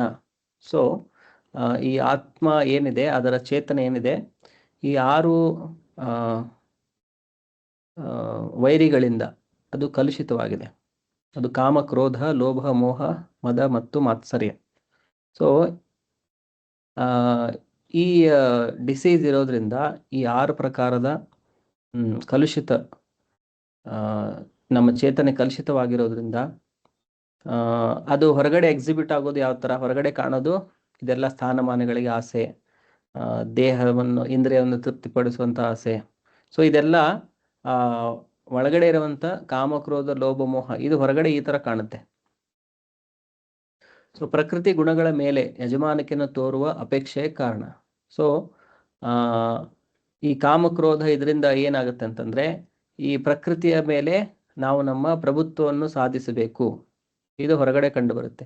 ಈಗ ನಾವು ನೋಡಿದ್ರೆ ಈ ಪ್ರಪಂಚದಲ್ಲಿರುವಂಥ ಪ್ರತಿಯೊಬ್ಬ ವ್ಯಕ್ತಿಯು ಕೂಡ ಈ ಪ್ರಕೃತಿಯಲ್ಲಿರುವಂಥ ಎಲ್ಲ ಸಂಪನ್ಮೂಲಗಳನ್ನು ಬಳಸ್ಕೊಂಡು ಹೇಗೆ ತಾನು ಇದರ ಪ್ರಭುವಿನ ಥರ, ತಾನು ಇದರ ಮಾಸ್ಟರ್ ಹಾಗೆ ಹೇಗೆ ಇರ್ಬೋದು ಅಂಥೇಳಿ ಎಲ್ಲರೂ ಪ್ರಯತ್ನ ಪಡ್ತಾ ಇದ್ದಾರೆ. ಪ್ರಕೃತಿಯ ಮೇಲೆ ತಮ್ಮ ಪ್ರಭುತ್ವವನ್ನು ಸಾಧಿಸಲಿಕ್ಕೆ ಜನ ಪ್ರಯತ್ನ ಪಡ್ತಾ ಇದ್ದಾರೆ. ಸ್ಪೆಷಲ್ ಆಗಿ ಈ ಮಾಡರ್ನ್ ಏಜಲ್ಲಿ, ಈ ಆಧುನಿಕ ಯುಗದಲ್ಲಿ ನಾವು ನೋಡ್ತೇವೆ, ಈ ಎಲ್ಲ ಪ್ರಕೃತಿಯ ಬೇರೆ ಬೇರೆ ನಿಯಮಗಳನ್ನು ವಿಜ್ಞಾನಿಗಳು ಅದನ್ನು ಅರ್ಥ ಮಾಡಿಕೊಂಡು ಅದರಿಂದ ಹೇಗೆ ನಾವು ನಮ್ಮ ಇಂದ್ರಿಯ ತೃಪ್ತಿಯನ್ನು ಇನ್ನೂ ಹೆಚ್ಚಿನ ಮಟ್ಟಕ್ಕೆ ತೆಗೆದುಕೊಂಡು ಹೋಗ್ಬೋದು. ಈ ಎಲ್ಲ ಅನ್ವೇಷಣೆಗಳಾಗ್ತಾ ಇರೋದು ಏನೇ ಆಗ್ತಾ ಇದ್ರು, ಈ ಪ್ರಕೃತಿಯನ್ನು ನಾವು ಹೇಗೆ ಎಷ್ಟರ ಮಟ್ಟಿಗೆ ನಾವು ಕಂಟ್ರೋಲ್ ಮಾಡಬಹುದು. ಸೊ ಇದು ಒರಿಜಿನಲಿ ಜೀವಕ್ಕೆ ಇರುವಂಥ ಒಂದು ಕಾಯಿಲೆ ಅಂತಂತಂದ್ರೆ, ಈ ಪ್ರಕೃತಿಯ ಮೇಲೆ ತನ್ನ ಪ್ರಭುತ್ವವನ್ನು ಸಾಧಿಸುವುದು, ಅದು ಜೀವಕ್ಕೆ ಒಂದು ಮೂಲಭೂತವಾಗಿರುವಂಥ ಅದು ಕಾಯಿಲೆ ಅದು. ಆಮೇಲೆ ಎಷ್ಟೇ ಅವರು ಈ ಪ್ರಕೃತಿಯ ಮೇಲೆ ತಮ್ಮ ಪ್ರಭುತ್ವವನ್ನು ಸಾರಲಿಕ್ಕೆ ಪ್ರಯತ್ನ ಪಟ್ಟರೂ ಕೂಡ ಪ್ರಕೃತಿ ಎಷ್ಟು ಬಲಶಾಲಿಯಾಗಿದೆ ಅಂತಂತಂದ್ರೆ, ಆ ವ್ಯಕ್ತಿ ಏನೇ ಮಾಡಿದ್ರು ಕೊನೆಯಲ್ಲಿ ಮೃತ್ಯುವಿನ ರೂಪದಲ್ಲಿ ಆ ಶರೀರವನ್ನು ಬಿಟ್ಟು ಹೋಗ್ಬೇಕಾಗುತ್ತೆ. ನಾವು ಎಷ್ಟೇ ಅಡ್ವಾನ್ಸ್ಮೆಂಟ್ ಏನೇ ಮಾಡಿದ್ರು ಕೂಡ ಈ ಜನ್ಮ ಮೃತ್ಯು ಜರಾ ವ್ಯಾಧಿ ಏನಿದೆ ಅದಕ್ಕೆ ಯಾವುದೇ ತರಹದ ಉಪಾಯಗಳಿಲ್ಲ. ನಾವು ಏನೇ ಮಾಡ್ಬೋದು, ಎಷ್ಟೇ ಅಡ್ವಾನ್ಸ್ಮೆಂಟು, ಏನೇನೋ ಇನ್ವೆನ್ಷನ್ಸು ಏನೇ ಮಾಡಿದ್ರು ಕೂಡ ಈ ಜನ್ಮ ಮೃತ್ಯು ಮತ್ತು ಜರಾ ವ್ಯಾಧಿ ಇದೇನಿದೆ ಇದಕ್ಕೆ ಯಾವುದೇ ಒಂದು ಉಪಾಯ ಇಲ್ಲ. ಸೊ ಪ್ರಕೃತಿ ಅಷ್ಟು ಪ್ರಬಲವಾಗಿದೆ. ಯಾಕಂದರೆ ನಮಗೆ ಸಿಕ್ಕಿರೋ ದೇಹನೇ ಒಂದು ಪ್ರಕೃತಿಯಿಂದ ಸಿಕ್ಕಿರೋದು. ಆಮೇಲೆ ಪ್ರಕೃತಿಯ ಗುಣ ಏನಂತಂತಂದರೆ ಅದು ಕ್ಷರವಾಗಿದೆ. ಅಧಿಭೂತೋ ಕ್ಷರೋ ಭಾವ, ಅದು ಯಾವಾಗಲೂ ಚೇಂಜ್ ಆಗ್ತಾನೆ ಇರುತ್ತೆ. ಸೊ ಅದರಿಂದಾಗಿ ನಮ್ಮ ಶರೀರನೂ ನಾವು ನೋಡುತ್ತೇವೆ, ಅದು ಯಾವಾಗಲೂ ಚೇಂಜ್ ಆಗ್ತಾನೆ ಇರುತ್ತೆ. ಆಮೇಲೆ ಅದಕ್ಕೆ 6 ಪ್ರಕಾರದ ವಿಕಾರಗಳಿದೆ. ಅದು ಅಸ್ತಿತ್ವಕ್ಕೆ ಬರುತ್ತೆ, ಬೆಳೆಯುತ್ತೆ, ಆಮೇಲೆ ಅದೇ ಸ್ಥಾನದಲ್ಲಿ ಸ್ವಲ್ಪ ದಿವಸ ಇರುತ್ತೆ, ಆಮೇಲೆ ಒಂದು ಉತ್ಪನ್ನಗಳನ್ನು ಪ್ರೊಡ್ಯೂಸ್ ಮಾಡುತ್ತೆ, ಆಮೇಲೆ ಸ್ಲೋ ಆಗಿ ಅದು ಕ್ಷೀಣವಾಗ್ತಾ ಬಂದು ಕೊನೆಗೆ ಒಂದು ಸಮಯದಲ್ಲಿ ಅದು ಸಂಪೂರ್ಣ ನಾಶವಾಗಿ ಹೋಗುತ್ತೆ. ಸೊ ನಮ್ಮ ಶರೀರ ಪ್ರಕೃತಿಯಿಂದ ಆಗಿರೋದ್ರಿಂದ ಆ ಶರೀರವನ್ನು ಬಳಸ್ಕೊಂಡು ನಾವು ಈ ಪ್ರಕೃತಿಯ ಮೇಲೆ ಇನ್ನಷ್ಟು ನಾವು ನಮ್ಮ ಪ್ರಭುತ್ವವನ್ನು ಸಾರಲಿಕ್ಕೆ ಪ್ರಯತ್ನ ಪಟ್ಟರೂ ಕೂಡ ಆ ಶರೀರವೇ ನಾಶವಾಗಿ ಹೋಗುತ್ತೆ. ಆ ಆತ್ಮ ಮತ್ತೆ ಆ ಶರೀರವನ್ನು ಬಿಟ್ಟು ಮತ್ತೆ ಬೇರೆ ಶರೀರಕ್ಕೆ ಹೋಗಬೇಕು. ಅದಕ್ಕೆ ಭಗವದ್ಗೀತೆಯಲ್ಲಿ ಕೃಷ್ಣ ಹೇಳಿರೋದು ದೈವೀಹಿ ಏಷಾ ಗುಣಮಯಿ ಮಮ ಮಾಯಾ ದುರತ್ಯಯ. ಈ 3 ಗಣಗಳಿಂದ ಕೂಡಿರುವಂಥ ಈ ಪ್ರಕೃತಿ ಏನಿದೆ ಅದು ತುಂಬ ದುರತ್ಯಯ ಅಂತಂದರೆ ಅದನ್ನು ಸೋಲಿಸಲಿಕ್ಕೆ ಸಾಧ್ಯವೇ ಇಲ್ಲ ಅಂತೇಳಿ. ಆದರೆ ಯಾರು ನನ್ನಲ್ಲಿ ಶರಣಾಗ್ತಾರೆ, ಮಾಮೇವಯ ಪ್ರಪದ್ಯಂತೆ ಮಾಯಾಮೇತಾನ್ ತರಂತಿದೆ, ಕೇವಲ ಅವರು ಮಾತ್ರ ಈ ಪ್ರಕೃತಿಯ 3 ಗಣಗಳನ್ನು ದಾಟಿ ಒಂದು ದಿವ್ಯ ಸ್ಥಾನವನ್ನು ಪಡೆದುಕೊಳ್ಳಬಹುದು. ಪ್ರಕೃತಿ ಗುಣಗಳ ಮೇಲೆ ಯಜಮಾನಿಕೆಯನ್ನು ಪ್ರದರ್ಶಿಸುವ ಪ್ರವೃತ್ತಿಯನ್ನು ನಾವು ಬಿಟ್ಟುಕೊಡುವವರೆಗೆ ಭಗವದ್ಧಾಮಕ್ಕೆ ಹಿಂದಿರುಗುವ ಸಾಧ್ಯತೆ ಇಲ್ಲ. ಸೊ ಎಲ್ಲಿವರೆಗೆ ನಮಗೆ ಈ ಪ್ರಕೃತಿಯನ್ನು ಎಕ್ಸ್ಪ್ಲಾಯ್ಟ್ ಮಾಡುವಂಥ, ಅದರ ಮೇಲೆ ಯಜಮಾನಿಕೆಯನ್ನು ಪ್ರದರ್ಶಿಸುವ ಪ್ರವೃತ್ತಿ ಇರುತ್ತೋ ಅಲ್ಲಿವರೆಗೆ ನಾವು ಭಗವಂತನ ಧಾಮಕ್ಕೆ ಹೋಗುವ ಸಾಧ್ಯತೆ ಇಲ್ಲ. ಯಾಕಂದರೆ ಅಲ್ಲಿ ಹೋಗ್ಬೇಕಂತಂದರೆ ನಾವು ಶುದ್ಧವಾಗಿರಬೇಕು. ಸೊ ನಮ್ಮಲ್ಲಿ ಈ ಥರ ಪ್ರವೃತ್ತಿ ಇರಬಾರ್ದು. ಬೇರೆ ಜೀವಿಯನ್ನು ಎಕ್ಸ್ಪ್ಲಾಯ್ಟ್ ಮಾಡೋದು, ಅದರ ಮೇಲೆ ದಬ್ಬಾಳಿಕೆ ಮಾಡೋದು, ಪ್ರಕೃತಿಯ ಮೇಲೆ ನಮಗೆ ಮನಸ್ಸಿಗೆ ಬಂದಂಗೆ ಅದನ್ನು ಯೂಸ್ ಮಾಡಲಿಕ್ಕೆ ಪ್ರಯತ್ನ ಪಡೋದು, ಈ ಪ್ರವೃತ್ತಿ ಇರೋವರೆಗೆ ನಮಗೆ ಅಲ್ಲಿ ಭಗವಂತನ ಧಾಮದಲ್ಲಿ ಪ್ರವೇಶ ಸಿಗುವುದಿಲ್ಲ. ಯಾಕಂದರೆ ಅಲ್ಲಿರೋರೆಲ್ಲ ಶುದ್ಧ ಭಕ್ತರು. ಅವರೆಲ್ಲವನ್ನು ಕೂಡ ಭಗವಂತನ ಸೇವೆಯಲ್ಲಿ ಬಳಸಲಿಕ್ಕೆ ಅಂಥ ಮನಸ್ಥಿತಿ ಅವರಲ್ಲಿರುತ್ತೆ. ಇಲ್ಲಿ ಪ್ರಕೃತಿ ಮೇಲೆ ನಾವು ನಮ್ಮ ಪ್ರಭುತ್ವ ಸಾಧಿಸುವಂತಂದರೆ ಅದನ್ನು ಹೇಗೆ ನನ್ನ ಇಂದ್ರಿಯ ತೃಪ್ತಿಗೆ ಬಳಸ್ಕೊಳ್ಳೋದು, ಅದು ಅಂಥ ಮನಸ್ಥಿತಿ ಇರುತ್ತೆ. ಸೊ ಎಲ್ಲಿವರೆಗೆ ಆ ಮನಸ್ಥಿತಿ ಹೋಗೋದಿಲ್ವೋ ಅಲ್ಲಿವರೆಗೆ ನಾವು ಭಗವಂತನ ಧಾಮಕ್ಕೆ ಹೋಗಲಿಕ್ಕೆ ಸಾಧ್ಯವಿಲ್ಲ. ಸೊ ಇಲ್ಲೇ ನಾವು ಮತ್ತೆ ಮತ್ತೆ ಜನ್ಮ ತೆಗೆದುಕೊಳ್ತಾ, ಮತ್ತೆ ಮತ್ತೆ ಮೃತ್ಯುವನ್ನು ಅನುಭವಿಸ್ತಾ, ಮತ್ತೆ ಮತ್ತೆ ರೋಗಗಳನ್ನು ಅನುಭವಿಸ್ತಾ, ಮತ್ತೆ ವೃದ್ಧಾಪ್ಯವನ್ನು ಅನುಭವಿಸ್ತಾ, ಅದೇ ಚಕ್ರದಲ್ಲಿ ನಾವು ಸಿಲುಕಿಕೊಂಡು ನಮ್ಮ ಇಂದ್ರಿಯ ತೃಪ್ತಿಯನ್ನು ಮಾಡ್ತಾ ಇರ್ಬೋದು. ಅದ್ರಲ್ಲಿ ಕಷ್ಟ ಸುಖ ಬರ್ತಾ ಇರುತ್ತೆ, ಪಾಪ ಪುಣ್ಯಗಳು ಮಾಡ್ತಾ ಇರುತ್ತೆ ಆತ್ಮ. ಆಮೇಲೆ ಅದೇ ಥರ ಅದು ಒಂದು ಬಂಧನದಲ್ಲಿ ಅದು ಆ ಬಂಧನದಲ್ಲಿ ಅದು ಬಂಧಿಸಿಕೊಂಡಿರುತ್ತೆ. ಸೊ ಇದರಿಂದ ಹೊರಗಡೆ ಬರ್ಬೇಕಂತಂತಂದರೆ ತನ್ನ ನಿಜವಾದ ಆತ್ಮದ ಸ್ವರೂಪ ಏನಿದೆ ಅದು ಸೇವೆ ಮಾಡೋದು. ಈಗಲೂ ಕೂಡ ಅದು ಸೇವೆನೇ ಮಾಡ್ತಾ ಇರುತ್ತೆ. ತನ್ನ ಸಂಬಂಧಿಗಳು, ಮನೆಯವರು ಅಥವಾ ರಾಜ್ಯದವರು ಏನಿಲ್ಲ ಅಂತಂದರೆ ಒಂದು ನಾಯಿ ಬೆಕ್ಕಿಟ್ಕೊಂಡು ಸೊ ಸೇವೆ ಮಾಡೋದಂತೂ ತಪ್ಪೋದಿಲ್ಲ. ಆದರೆ ಒಂದು ಮಾಯೆಯ ಪ್ರಭಾವದಲ್ಲಿ ಅದು ಸೇವೆ ಮಾಡ್ತಾ ಇದ್ರು ನಾನೇ ಸ್ವಾಮಿ ಅಂತೇಳಿ ಅದು ತಿಳ್ಕೊಂಡಿರುತ್ತೆ. ಸೊ ಎಲ್ಲಿವರೆಗೆ ಈ ನಾನೇ ಸ್ವಾಮಿ ಅನ್ನುವಂಥ ಭಾವನೆ ಹೋಗೋದಿಲ್ವೋ, ಎಲ್ಲಿವರೆಗೆ ನಾನು ಭಗವಂತನ ಸೇವಕ ಅಂತ ಆ ಭಾವನೆ ಬರುವುದಿಲ್ವೋ, ಮತ್ತು ಆ ಭಾವನೆಗೆ ತಕ್ಕಂಗೆ ಅದರ ಕಾರ್ಯಗಳು ಕೂಡ ಎಲ್ಲಿವರೆಗೆ ಭಗವಂತನ ಸೇವೆಯಲ್ಲಿ ಆತ್ಮ ತನ್ನನ್ನು ತೊಡಗಿಸ್ಕೊಳ್ಳೋದಿಲ್ವೋ ಅಲ್ಲಿವರೆಗೆ ಅದು ಇದೇ ಸಂಸಾರದಲ್ಲಿ ಇದ್ದು ಮತ್ತೆ ಜನ್ಮ ಮೃತ್ಯು ಅದನ್ನು ಅನುಭವಿಸ್ತಾನೆ ಇರಬೇಕು. ಹುಸಿ ಐಹಿಕ ಭೋಗಗಳ ಆಕರ್ಷಣೆಯಿಂದ ದಿಗ್ಭ್ರಮೆಯಾಗದವನು ಮಾತ್ರ, ಭಗವಂತನ ಸೇವೆಯಲ್ಲಿ ನಿಷ್ಠನಾದವನು ಮಾತ್ರ ಎಂದೂ ನಾಶವಾಗದ ಆ ಸನಾತನ ರಾಜ್ಯದ ಬಳಿ ಹೋಗಬಲ್ಲ. ಸೊ ಯಾರು ಹೋಗ್ಬೋದು? ಸೊ ಈ ಐಹಿಕ ಭೋಗಗಳಿದೆ ಅದನ್ನು ಇಲ್ಲಿ ಹುಸಿ ಅಂತೇಳಿ ಹೇಳಲಾಗಿದೆ. ಹುಸಿ ಅಂತಂತಂದರೆ ಅದು ಕ್ಷಣಿಕ, ತಾತ್ಕಾಲಿಕ, ಅದು ಶಾಶ್ವತವಾದದ್ದಲ್ಲ. ಸೊ ಎಲ್ಲಿವರೆಗೆ ಈ ತಾತ್ಕಾಲಿಕ ಭೋಗಗಳ ಆಕರ್ಷಣೆ ಇದೆ ಅದರಿಂದ ನಾವು ಮುಕ್ತರಾಗುವುದಿಲ್ವೋ, ಮತ್ತು ಭಗವಂತನ ಸೇವೆಯಲ್ಲಿ ನಿಷ್ಠೆಯಿಂದ ಚಾಚು ತಪ್ಪದೆ ನಾವು ಭಗವಂತನ ಸೇವೆಯಲ್ಲಿ ತೊಡಗಿಸ್ಕೊಳ್ಳೋದಿಲ್ವೋ ಅಲ್ಲಿವರೆಗೆ ಭಗವಂತನ ಧಾಮಕ್ಕೆ ಹೋಗಲಿಕ್ಕೆ ಸಾಧ್ಯವಿಲ್ಲ. ಕೇವಲ ಯಾರು ಇಂತಹ ತಾತ್ಕಾಲಿಕ ಐಹಿಕ ಭೋಗಗಳಿಂದ ಆಕರ್ಷಣೆಯಿಂದ ಅವರು ದಿಗ್ಭ್ರಮೆಯಾಗದೆ ಸದಾ ಭಗವಂತನ ಸೇವೆಯಲ್ಲಿ ತೊಡಗಿಕೊಂಡಿರ್ತಾರೆ, ಕೇವಲ ಅವರು ಮಾತ್ರ ಭಗವಂತನ ಧಾಮಕ್ಕೆ ಮರಳಿ ಹೋಗಬಹುದು. ಮತ್ತು ಅಂಥವರಿಗೆ ಭಗವಂತನ ಧಾಮಕ್ಕೆ ಹೋಗುವುದು ತುಂಬ ಸುಲಭ. ಹೀಗೆ ನಿಷ್ಠನಾದವನು ಸುಲಭವಾಗಿ ಪರಂಧಾಮದ ಬಳಿ ಸಾರಬಲ್ಲ. ಗೀತೆಯಲ್ಲಿ ಬೇರೊಂದು ಕಡೆ ಹೀಗೆ ಹೇಳಿದೆ, ಅವ್ಯಕ್ತೋಕ್ಷರ ಇತ್ಯುಕ್ತಸ್ ತಮಾಹು ಪರಮಾಂ ಗತಿಂ ಯಂ ಪ್ರಾಪ್ಯ ನ ನಿವರ್ತಂತೆ ತದ್ಧಾಮ ಪರಮಂ ಮಮ. ಅವ್ಯಕ್ತ ಎಂದರೆ ವ್ಯಕ್ತವಾಗದಿರುವುದು. ಐಹಿಕ ಜಗತ್ತೆಲ್ಲವೂ ನಮ್ಮ ಮುಂದೆ ವ್ಯಕ್ತವಾಗಿಲ್ಲ. ನಮ್ಮ ಇಂದ್ರಿಯಗಳು ಎಷ್ಟು ಅಪರಿಪೂರ್ಣ ಎಂದರೆ ಈ ಐಹಿಕ ವಿಶ್ವದ ಎಲ್ಲ ನಕ್ಷತ್ರಗಳನ್ನು ಸಹ ನಾವು ನೋಡಲಾರೆವು. ವೈದಿಕ ಸಾಹಿತ್ಯದಲ್ಲಿ ಎಲ್ಲ ಗ್ರಹಗಳ ವಿಷಯವಾಗಿ ನಮಗೆ ಬಹಳ ಮಾಹಿತಿ ದೊರಕುತ್ತದೆ. ನಾವು ಅದನ್ನೆಲ್ಲ ನಂಬಬಹುದು ಅಥವಾ ನಂಬದಿರಬಹುದು. ವೈದಿಕ ಸಾಹಿತ್ಯದಲ್ಲಿ ಮುಖ್ಯವಾಗಿ ಶ್ರೀಮದ್ ಭಾಗವತದಲ್ಲಿ ಎಲ್ಲ ಮುಖ್ಯ ಗ್ರಹಗಳ ವರ್ಣನೆ ಇದೆ. ಈ ಭೌತಿಕ ಆಕಾಶದಾಚೆ ಇರುವ ಆಧ್ಯಾತ್ಮಿಕ ಜಗತ್ತನ್ನು ವ್ಯಕ್ತವಾಗದಿರುವುದು ಎಂದು ವರ್ಣಿಸಿದೆ. ಮನುಷ್ಯನಾದವನು ಆ ಪರಮ ಸಾಮ್ರಾಜ್ಯಕ್ಕಾಗಿ ಹಂಬಲಿಸಬೇಕು, ಏಕೆಂದರೆ ಆ ಸಾಮ್ರಾಜ್ಯವನ್ನು ಸೇರಿದವನು ಈ ಐಹಿಕ ಜಗತ್ತಿಗೆ ಹಿಂದಿರುಗಬೇಕಾಗಿಲ್ಲ. ಸೊ ಇನ್ನೊಂದು ಶ್ಲೋಕವನ್ನು ಇಲ್ಲಿ ಉಲ್ಲೇಖ ಮಾಡಿದ್ದಾರೆ 8ನೇ ಅಧ್ಯಾಯದಿಂದ. ಇಲ್ಲಿ ಕೂಡ ಭಗವಂತನ ಪರಂಧಾಮದ ಬಗ್ಗೆ, ಹಿಂದಿನ ಶ್ಲೋಕದಲ್ಲೂ ಕೂಡ ಭಗವಂತನ ಧಾಮದ ಬಗ್ಗೆ ವರ್ಣನೆ ಇತ್ತು, ಯಾರು ಹೋಗ್ಬೋದು ಅಂತೇಳಿ. ಸೊ ಇಲ್ಲೂ ಕೂಡ ಆ ಪರಂಧಾಮದ ಬಗ್ಗೆ ಇನ್ನಷ್ಟು ಮಾಹಿತಿ ಇದೆ. ಅವ್ಯಕ್ತ ಅಕ್ಷರ ಇತಿ ಉಕ್ತಃ ತಮಾಹು ಪರಮಾಂ ಗತಿಂ ಯಂ ಪ್ರಾಪ್ಯ ನ ನಿವರ್ತಂತೆ ತದ್ಧಾಮ ಪರಮಂ ಮಮ. ಸೊ ಇಲ್ಲಿ ಕೃಷ್ಣ ತನ್ನ ಧಾಮದ ಬಗ್ಗೆ ಮತ್ತೆ ಹೇಳ್ತಾ ಇದ್ದಾರೆ. ಮಮ ಪರಮಂ ಧಾಮ ಅಂದರೆ ನನ್ನ ಪರಮಧಾಮ. ಸೊ ಅದನ್ನು ಅವ್ಯಕ್ತ ಅಂದರೆ ನಮ್ಮ ಕಣ್ಣಿಗೆ ಸದ್ಯಕ್ಕೆ ಕಾಣದೇ ಇರುವುದು ಅಂತೇಳಿ ಹೇಳಲಾಗಿದೆ. ಈಗ ಸದ್ಯಕ್ಕೆ ನಮಗೆ ನಮ್ಮ ಕಣ್ಣಿಗೆ ಆ ಪರಂಧಾಮವು ಕಾಣುವುದಿಲ್ಲ. ಆ ಪರಂಧಾಮ ಅಷ್ಟೇ ಏಕೆ, ಈ ಜಗತ್ತಿನಲ್ಲಿ ಎಷ್ಟೋ ನಕ್ಷತ್ರಗಳಿದೆ, ಎಷ್ಟೋ ಗ್ರಹಗಳಿದೆ, ಅದು ಕೂಡ ನಮಗೆ ನಮ್ಮ ಕಣ್ಣಿಗೆ ಕಾಣುವುದಿಲ್ಲ. ಅಂದರೆ ನಮ್ಮ ಇಂದ್ರಿಯಗಳು ಅಷ್ಟು ಅಪರಿಪೂರ್ಣವಾಗಿವೆ. ನಮ್ಮ ಕಣ್ಣಿಗೆ ಅಷ್ಟು ಕೆಪಾಸಿಟಿ ಇಲ್ಲ. ಆ ಎಲ್ಲ ಈ ಪ್ರಪಂಚದಲ್ಲಿ ಇರುವಂಥ ಎಲ್ಲ ಗ್ರಹ ನಕ್ಷತ್ರಗಳನ್ನು ನೋಡಲಿಕ್ಕೆ ನಮ್ಗೆ ಸಾಧ್ಯವಿಲ್ಲ. ಸೊ ಅದಕ್ಕೆ ಮೀರಿ ಇರುವಂಥ ಭಗವಂತನ ಧಾಮವನ್ನು ನಾವು ಹೇಗೆ ನೋಡ್ಬೋದು? ಇಲ್ಲಿ ಕಣ್ಮುಂದೆ ಇರೋದೇ ನಮ್ಗೆ ಕಾಣ್ತಾ ಇಲ್ಲ ಕಂಪ್ಲೀಟ್ ಆಗಿ. ಸೊ ಅದಕ್ಕೂ ದಾಟಿರುವಂಥ ಭಗವಂತನ ಧಾಮವನ್ನು ನಾವು ಈ ಭೌತಿಕ ಇಂದ್ರಿಯಗಳಿಂದ ಅದನ್ನು ನೋಡಲಿಕ್ಕೆ ಸಾಧ್ಯವಿಲ್ಲ. ಆದರೆ ಅದರ ಬಗ್ಗೆ ನಮಗೆ ಇನ್ಫಾರ್ಮೇಷನ್ ಎಲ್ಲಿಂದ ಸಿಗುತ್ತೆ? ಎಲ್ಲ ಶಾಸ್ತ್ರಗಳ ಮುಖಾಂತರ ಸಿಗುತ್ತೆ. ಈ ಭೌತಿಕ ಸಂಸಾರದಲ್ಲಿರುವಂಥ ಬೇರೆ ಬೇರೆ ಗ್ರಹಗಳ ವರ್ಣನೆಯೂ ಇದೆ. ಅದು ಬಿಟ್ಟು ಇದನ್ನು ದಾಟಿ ವೈಕುಂಠ ಲೋಕಗಳ ವರ್ಣನೆ ಕೂಡ ಇದೆ. ಮನುಷ್ಯನಾದವನು ಈಗೆಲ್ಲ ಬೇರೆ ಗ್ರಹಕ್ಕೆ ಹೋಗ್ಬೇಕಂತೇಳಿ ಆಸೆ ಪಡ್ತಾರೆ. ಈಗ ನೀವು ನೋಡಿದ್ರೆ ಈಗಿನ ಕಾಲದಲ್ಲಿ ಮಂಗಳ ಗ್ರಹಕ್ಕೆ ಹೋಗಬೇಕು ಅಂಥೇಳಿ ಎಷ್ಟೋ ಅನ್ವೇಷಣೆಗಳು, ಎಷ್ಟೋ ಅಡ್ವಾನ್ಸ್ಮೆಂಟು, ರಾಕೆಟ್ ಮೂಲಕ ಹೋಗಬೇಕು ಅದು ಇದು ಅಂತೇಳಿ ಎಷ್ಟೋ ನ್ಯೂಸಲ್ಲೆಲ್ಲ ನಾವು ಕೇಳ್ತಾ ಇರ್ತೇವೆ. ಸೊ ಮನುಷ್ಯನಿಗೆ ಅಥವಾ ಸ್ವರ್ಗಕ್ಕೆ ಹೋಗಬೇಕು, ಚಂದ್ರಲೋಕಕ್ಕೆ ಹೋಗಬೇಕು, ಇದೆಲ್ಲ ಈ ಥರ ಆಸೆ ಇದೆ. ಈ ಭೂಮಿಯನ್ನು ಅಷ್ಟೇ ಅಲ್ಲ, ನಾವು ಬೇರೆ ಗ್ರಹಗಳಿಗೆ ಕೂಡ ನಾವು ಹೋಗುವಂತೆ ಮನುಷ್ಯನಿಗೆ ಆಸೆ ಇರುತ್ತೆ. ಸೊ ಆ ಆಸೆಯನ್ನು ನಾವು ಇಲ್ಲೇ ಭೌತಿಕ ಸಂಸಾರದಲ್ಲಿರುವಂಥ ಇನ್ನೊಂದು ಗ್ರಹಕ್ಕೆ ಹೋಗೋ ಬದಲಿಗೆ ನಾವು ಆಧ್ಯಾತ್ಮಿಕ ಜಗತ್ತಿಗೆ ಹೋಗಬೇಕು, ಆ ಥರ ಆಸೆಯನ್ನು ನಾವು ಬೆಳೆಸ್ಕೋಬೇಕು.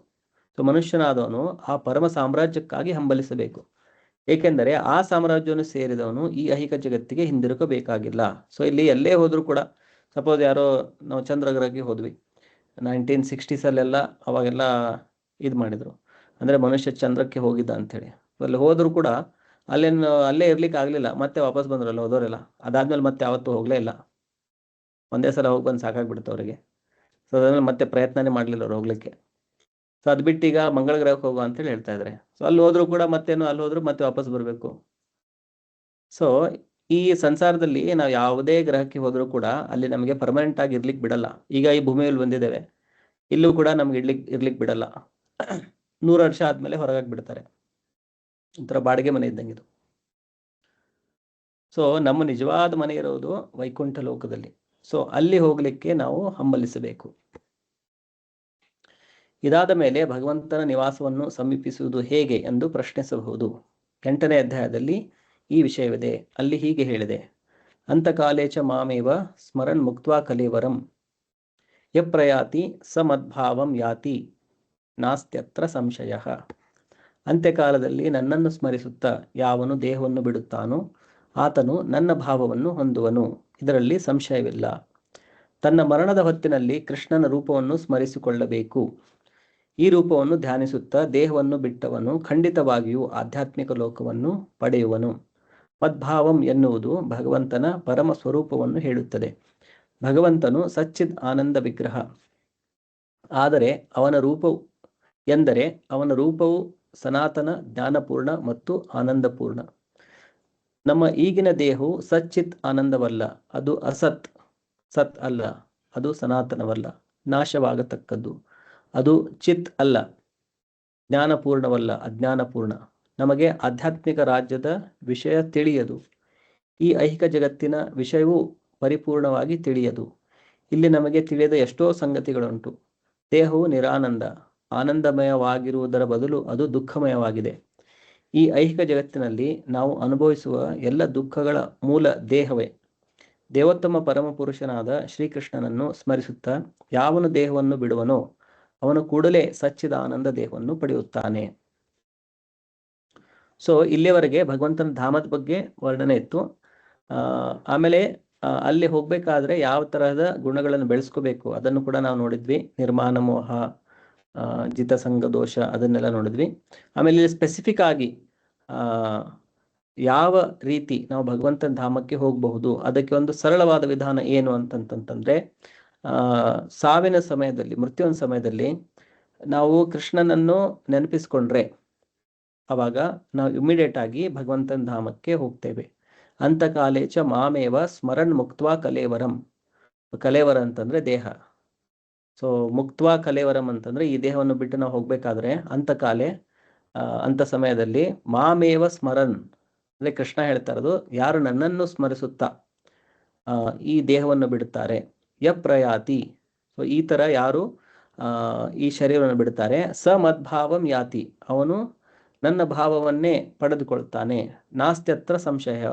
ಅದನ್ನು ಹೇಳಿಬಿಟ್ಟು ಮತ್ತೆ ರೀಅಶ್ಯೂರ್ ಮಾಡ್ತಾ ಇದ್ದಾರೆ ಕೃಷ್ಣ, ಇದರಲ್ಲಿ ಯಾವುದೇ ರೀತಿಯ ಸಂಶಯ ಇಲ್ಲ ಅಂತೇಳಿ. ಸೊ ಅಂತ್ಯಕಾಲದಲ್ಲಿ ನನ್ನನ್ನು ಸ್ಮರಿಸುತ್ತಾ ಯಾವನ್ನು ದೇಹವನ್ನು ಬಿಡುತ್ತಾನೋ ಆತನು ನನ್ನ ಭಾವವನ್ನು ಹೊಂದುವನು, ಇದರಲ್ಲಿ ಸಂಶಯವಿಲ್ಲ. ಸೊ ಕೃಷ್ಣನ ಭಾವ ಅಥವಾ ಮದ್ಭಾವ ಅಂತಂತಂದ್ರೆ ಕೃಷ್ಣನ ಶರೀರ ಯಾವ ತರ ಇದೆ ಅದೇ ತರ ಶರೀರವನ್ನು ಪಡೆದುಕೊಳ್ತೇವೆ ಎಂದರ್ಥ. ಕೃಷ್ಣನ ಶರೀರ ಏನಾಗಿದೆ, ಸಚ್ಚಿದಾನಂದಮಯವಾಗಿದೆ, ಸತ್ ಚಿತ್ ಮತ್ತು ಆನಂದಮಯವಾಗಿದೆ. ಸೊ ಸತ್ ಅಂತಂತಂದ್ರೆ ಸಾವಿಲ್ಲದೆ ಇರುವುದು, ಅಥವಾ ಶಾಶ್ವತವಾಗಿರುವುದು. ಚಿತ್ ಅಂತಂತಂದ್ರೆ ಸಂಪೂರ್ಣ ಚೇತನಮಯವಾಗಿರುವುದು ಅಥವಾ ಸಂಪೂರ್ಣ ಜ್ಞಾನಮಯವಾಗಿರುವುದು. ಮತ್ತು ಆನಂದ ಅಂತಂದ್ರೆ ಆನಂದಮಯವಾಗಿರುವುದು. ಸೊ ಈಗಿನ ಶರೀರಕ್ಕೆ ನಾವು ಅದನ್ನು ಹೋಲಿಸಿದ್ರೆ ಈಗಿನ ಶರೀರ ಅಸತ್ತಾಗಿದೆ, ಅಂದ್ರೆ ಸತ್ ಇದರ ವಿರುದ್ಧವಾಗಿದೆ, ಅಂದ್ರೆ ಇದು ಶಾಶ್ವತ ಇಲ್ಲ. ಮತ್ತು ಅಚಿತ್ ಆಗಿದೆ, ಅಂದ್ರೆ ಚಿತ್ ಇದರ ವಿರುದ್ಧ, ಅಂದ್ರೆ ಇದರಲ್ಲಿ ಸಂಪೂರ್ಣ ಜ್ಞಾನವಿಲ್ಲ. ಆಮೇಲೆ ನಿರಾನಂದಮಯವಾಗಿದೆ, ಅಂದ್ರೆ ಇದು ಆನಂದಮಯವಾಗಿಲ್ಲ, ಇದು ಬೇರೆ ಬೇರೆ ಪ್ರಕಾರದ ದುಃಖಗಳ ಮೂಲವಾಗಿದೆ. ಇಲ್ಲಿ ಪ್ರಭುಪಾದರು ಹೇಳಿದಂಗೆ ಈ ಐಹಿಕ ಜಗತ್ತಿನಲ್ಲಿ ನಾವು ಅನುಭವಿಸುವ ಎಲ್ಲ ದುಃಖಗಳ ಮೂಲ ದೇಹವೇ. ಸೊ ಯಾವುದೇ ದುಃಖಗಳನ್ನು ನಾವು ಈ ಸಂಸಾರದಲ್ಲಿ ಅನುಭವಿಸ್ತಿದ್ರೆ ಅದರದ ಕಾರಣ ಈ ದೇಹವೇ ಅದಕ್ಕೆ ಕಾರಣ. ಸೊ ಎಲ್ಲಿವರೆಗೆ ಭೌತಿಕ ದೇಹ ಇರುತ್ತೆ ಅಲ್ಲಿಯವರೆಗೆ ನಾನಾ ಪ್ರಕಾರದ ದುಃಖಗಳು, ಅದನ್ನು ನಾವು ತಪ್ಪಿಸ್ಲಿಕ್ಕೆ ಸಾಧ್ಯವೇ ಇಲ್ಲ. ಸೊ ಎಲ್ಲಾ ತೊಂದರೆಗಳು ಬರುವುದು ಈ ದೇಹಕ್ಕೆ ಬರುತ್ತೆ. ಸೊ ಎಲ್ಲಿವರೆಗೆ ಈ ದೇಹ ಇದೆ ಅಲ್ಲಿವರೆಗೆ ನಮ್ಗೆ ಯಾವುದೋ ಒಂದು ತರಹದ ದುಃಖಗಳು ಬರ್ತಾನೆ ಇರುತ್ತೆ. ಸೊ ಈ ದೇಹ ಏನಿದೆ ಇದು ನಿರಾನಂದಮಯವಾಗಿದೆ, ಆನಂದಮಯವಾಗಿಲ್ಲ. ಆದರೆ ಕೃಷ್ಣನ ದೇಹ ಸತ್ ಚಿತ್ ಮತ್ತು ಆನಂದಮಯವಾಗಿದೆ. ಸೊ ಯಾರು ಕೃಷ್ಣನನ್ನು ಸ್ಮರಿಸುತ್ತಾ ಈ ಭೌತಿಕ ದೇಹವನ್ನು ತ್ಯಜಿಸುತ್ತಾರೆ ಅವರು ಕೃಷ್ಣನ ದೇಹ ಹೇಗಿದೆಯೋ ಅದೇ ತರಹದ ದೇಹವನ್ನು ಅವರು ಪಡೆದುಕೊಳ್ತಾರೆ. ಅವರು ಸಚ್ಚಿದ ಆನಂದಮಯವಾದ ದೇಹವನ್ನು ಪಡೆದುಕೊಳ್ತಾರೆ. ಈ ದೇಹವನ್ನು ಬಿಟ್ಟು ಈ ಐಹಿಕ ಜಗತ್ತಿನಲ್ಲಿ ಮತ್ತೊಂದು ದೇಹವನ್ನು ಪಡೆಯುವ ಪ್ರಕ್ರಿಯೆಯು ವ್ಯವಸ್ಥಿತವಾಗಿದೆ. ಒಬ್ಬ ಮನುಷ್ಯನು ಮುಂದಿನ ಜನ್ಮದಲ್ಲಿ ಯಾವ ರೂಪದ ದೇಹವನ್ನು ಪಡೆಯಬೇಕೆಂದು ತೀರ್ಮಾನವಾದ ಅನಂತರ ಅವನು ಸಾಯುತ್ತಾನೆ. ಈ ತೀರ್ಮಾನವನ್ನು ಜೀವಿಯು ಮಾಡುವುದಿಲ್ಲ, ಅವನಿಗಿಂತ ಮೇಲಿರುವವರು ಮಾಡುತ್ತಾರೆ. ಈ ಜನ್ಮದಲ್ಲಿ ನಮ್ಮ ಕರ್ಮಗಳಿಗೆ ಅನುಗುಣವಾಗಿ ನಾವು ಮೇಲೇರುತ್ತೇವೆ ಅಥವಾ ಕೆಳಕ್ಕಿಳಿಯುತ್ತೇವೆ. ಈ ಜನ್ಮವು ಮುಂದಿನ ಜನ್ಮಕ್ಕೆ ಸಿದ್ಧತೆ. ಆದುದರಿಂದ ನಾವು ಭಗವಂತನ ರಾಜ್ಯಕ್ಕೆ ಏರಲು ಈ ಜನ್ಮದಲ್ಲಿ ಸಿದ್ಧತೆಯನ್ನು ಮಾಡಿಕೊಳ್ಳುವುದು ಸಾಧ್ಯವಾದರೆ ನಿಶ್ಚಯವಾಗಿಯೂ ಈ ಐಹಿಕ ದೇಹವನ್ನು ತ್ಯಜಿಸಿದ ಅನಂತರ ಭಗವಂತನ ದೇಹವನ್ನು ಹೋಲುವ ಆಧ್ಯಾತ್ಮಿಕ ದೇಹವನ್ನು ಪಡೆಯುತ್ತೇವೆ. ಸೊ ಒಂದು ಶರೀರ ಬಿಟ್ಟ ಮೇಲೆ ಇನ್ನೊಂದು ಶರೀರ ನಮಗೆ ಯಾವ ಪ್ರಕಾರದ ಶರೀರ ಸಿಗುತ್ತೆ ಅದರದ್ದು ತೀರ್ಮಾನ ಹೇಗಾಗುತ್ತಂತಂದ್ರೆ ಅದು ನಮ್ಮ ಕರ್ಮದ ಪ್ರಕಾರ ಆಗುತ್ತೆ. ಸೊ ನಾವು ಯಾವ ತರಹದ ಕರ್ಮಗಳನ್ನು ಮಾಡಿರ್ತೇವೆ ಅದರ ಆಧಾರದ ಮೇಲೆ ನಮಗೆ ಮುಂದಿನ ಶರೀರ ತೀರ್ಮಾನವಾಗುತ್ತೆ. ಸೊ ನಮ್ಮ ಮುಂದಿನ ಶರೀರ ತೀರ್ಮಾನವಾದಾಗಲೇ ನಾವು ಈ ಒಂದು ಶರೀರವನ್ನು ಬಿಡ್ತೇವೆ. ಅಲ್ಲಿವರೆಗೆ ನಾವು ಈ ಶರೀರವನ್ನು ಬಿಡುವುದಿಲ್ಲ. ನಮ್ಮ ಮುಂದಿನ ಶರೀರ ಆಲ್ರೆಡಿ ರೆಡಿ ಆಗಿರುತ್ತೆ, ಆವಾಗಲೇ ಆತ್ಮ ಈ ಶರೀರವನ್ನು ಬಿಡುತ್ತೆ. ಇಮಿಡಿಯೇಟ್ ಆಗಿ ಆ ಪರ್ಟಿಕ್ಯುಲರ್ ಜೀವಿ ಯಾವ ಪ್ರಕಾರದ ಶರೀರ ಅದಕ್ಕೆ ಸಿಗಬೇಕು ಅಂತ ತಾಯಿಯ ಗರ್ಭದಲ್ಲಿ ಅದಕ್ಕೆ ಸ್ಥಾನಾಂತರವಾಗುತ್ತೆ. ಸೊ ಇದೆಲ್ಲ ಡಿಸಿಷನ್ ನಮ್ಮ ಕೈಯಲ್ಲಿರಲ್ಲ. ಈಗ ನಾನು ಇಂಥ ಮನೆಯಲ್ಲಿ ಹುಟ್ಟಬೇಕು ಅಥವಾ ಇಂಥ ತಂದೆ ತಾಯಿ ನನಗಿರಬೇಕು, ಅವರ ಸ್ಥಾನಮಾನ ಈ ಥರ ಇರಬೇಕು, ಆಮೇಲೆ ನನ್ನ ಬಣ್ಣ ಈ ಥರ ಇರಬೇಕು, ನನ್ನ ವಿದ್ಯಾಭ್ಯಾಸ ಈ ಥರ ಇರಬೇಕು, ಇದನ್ನು ಯಾರು ನಾವು ಡಿಸೈಡ್ ಮಾಡ್ಕೊಂಡು ಚೂಸ್ ಮಾಡ್ಕೊಂಡು ಬಂದಿರೋದಿಲ್ಲ. ಸೊ ಈಗ ನಾವೇನೋ ಜಾಬ್ ಮಾಡ್ತಾ ಇದ್ದೇವೆ ಅಂತಂದರೆ ನಾವು ಡಿಸೈಡ್ ಮಾಡ್ತೇವೆ, ಆ ಕಂಪ್ನಿಗೆ ನಾನು ಅಪ್ಲೈ ಮಾಡಬೇಕು. ಅಥವಾ ನಾವು ವಿದ್ಯಾಭ್ಯಾಸ ಮಾಡ್ಬೇಕಂದ್ರೆ ನಾವು ಡಿಸಿಷನ್ ತೊಗೊಳ್ತೇವೆ, ಆ ಕಾಲೇಜಿಗೆ ನಾನು ಸೇರ್ಕೊಳ್ತೇನೆ. ಆಮೇಲೆ ನಾವು ಮದುವೆ ಆಗಬೇಕಂದ್ರೆ ನಮ್ಮ ಹೆಂಡತಿನೋ ಗಂಡನೋ ನಾವು ಡಿಸೈಡ್ ಮಾಡ್ತೇವೆ, ನಮ್ಮ ಒಪ್ಪಿಗೆ ಆದಮೇಲೆ ಆಮೇಲೆ ನಾವು ಮದುವೆ ಮಾಡ್ಕೊಳ್ತೇವೆ. ಸೊ ಇದೆಲ್ಲದರಲ್ಲಿ ನಮ್ಮದು ಡಿಸಿಷನ್ ಮೇಕಿಂಗ್ ಇದೆ. ಆದರೆ ಯಾವ ಮನೆಯಲ್ಲಿ ನಮ್ಮ ಜನ್ಮ ಸಿಗಬೇಕು, ಯಾವ ದೇಶದಲ್ಲಿ ನಮಗೆ ಜನಿಸಬೇಕು, ಯಾವ ಗ್ರಹದಲ್ಲಿ ನನಗೆ ಜನಿಸಬೇಕು, ಇದರ ಡಿಸಿಷನ್ ಮೇಕಿಂಗ್ ನಮ್ಮ ಕೈಯಲ್ಲಿಲ್ಲ. ನಮ್ಮ ಕರ್ಮದ ಪ್ರಕಾರ ನಮಗಿಂತ ಮೇಲೆ ಇರುವವರು ಕರ್ಮಣ ದೈವನೇತ್ರೇಣ ಜಂತುರ್ದೇಹೋಪಪತ್ಯ, ಇದನ್ನು ಶ್ರೀಮದ್ ಭಾಗವತಂನಲ್ಲಿ ಹೇಳಲಾಗಿದೆ. ಸೊ ನಾವು ಮಾಡಿರುವಂಥ ಕರ್ಮದ ಮೇಲೆ ನಮಗಿಂತ ಮೇಲೆ ಇರುವ ದೈವನೇತ್ರೇಣ ಅದರ ಆಧಾರದ ಮೇಲೆ ನಮಗೆ ಮುಂದಿನ ಶರೀರ ಡಿಸೈಡ್ ಆಗುತ್ತೆ.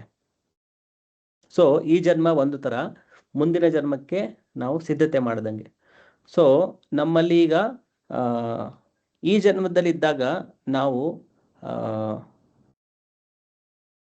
ಒಂದು ನಮ್ಮ ಕೈಯಲ್ಲಿದೆ, ನಾವು ಇನ್ನೊಂದು ಭೌತಿಕ ಶರೀರವನ್ನು ಪಡೆದುಕೋಬೇಕಾ ಅಥವಾ ನಾವು ಭಗವಂತನ ಧಾಮಕ್ಕೆ ಹೋಗಿ ಆಧ್ಯಾತ್ಮಿಕ ಶರೀರವನ್ನು ಪಡೆದುಕೋಬೇಕು. ಅದು ಆ ಡಿಸಿಷನ್ ಮೇಕಿಂಗ್ ಈಗ ನಮ್ಮ ಕೈಯಲ್ಲಿದೆ.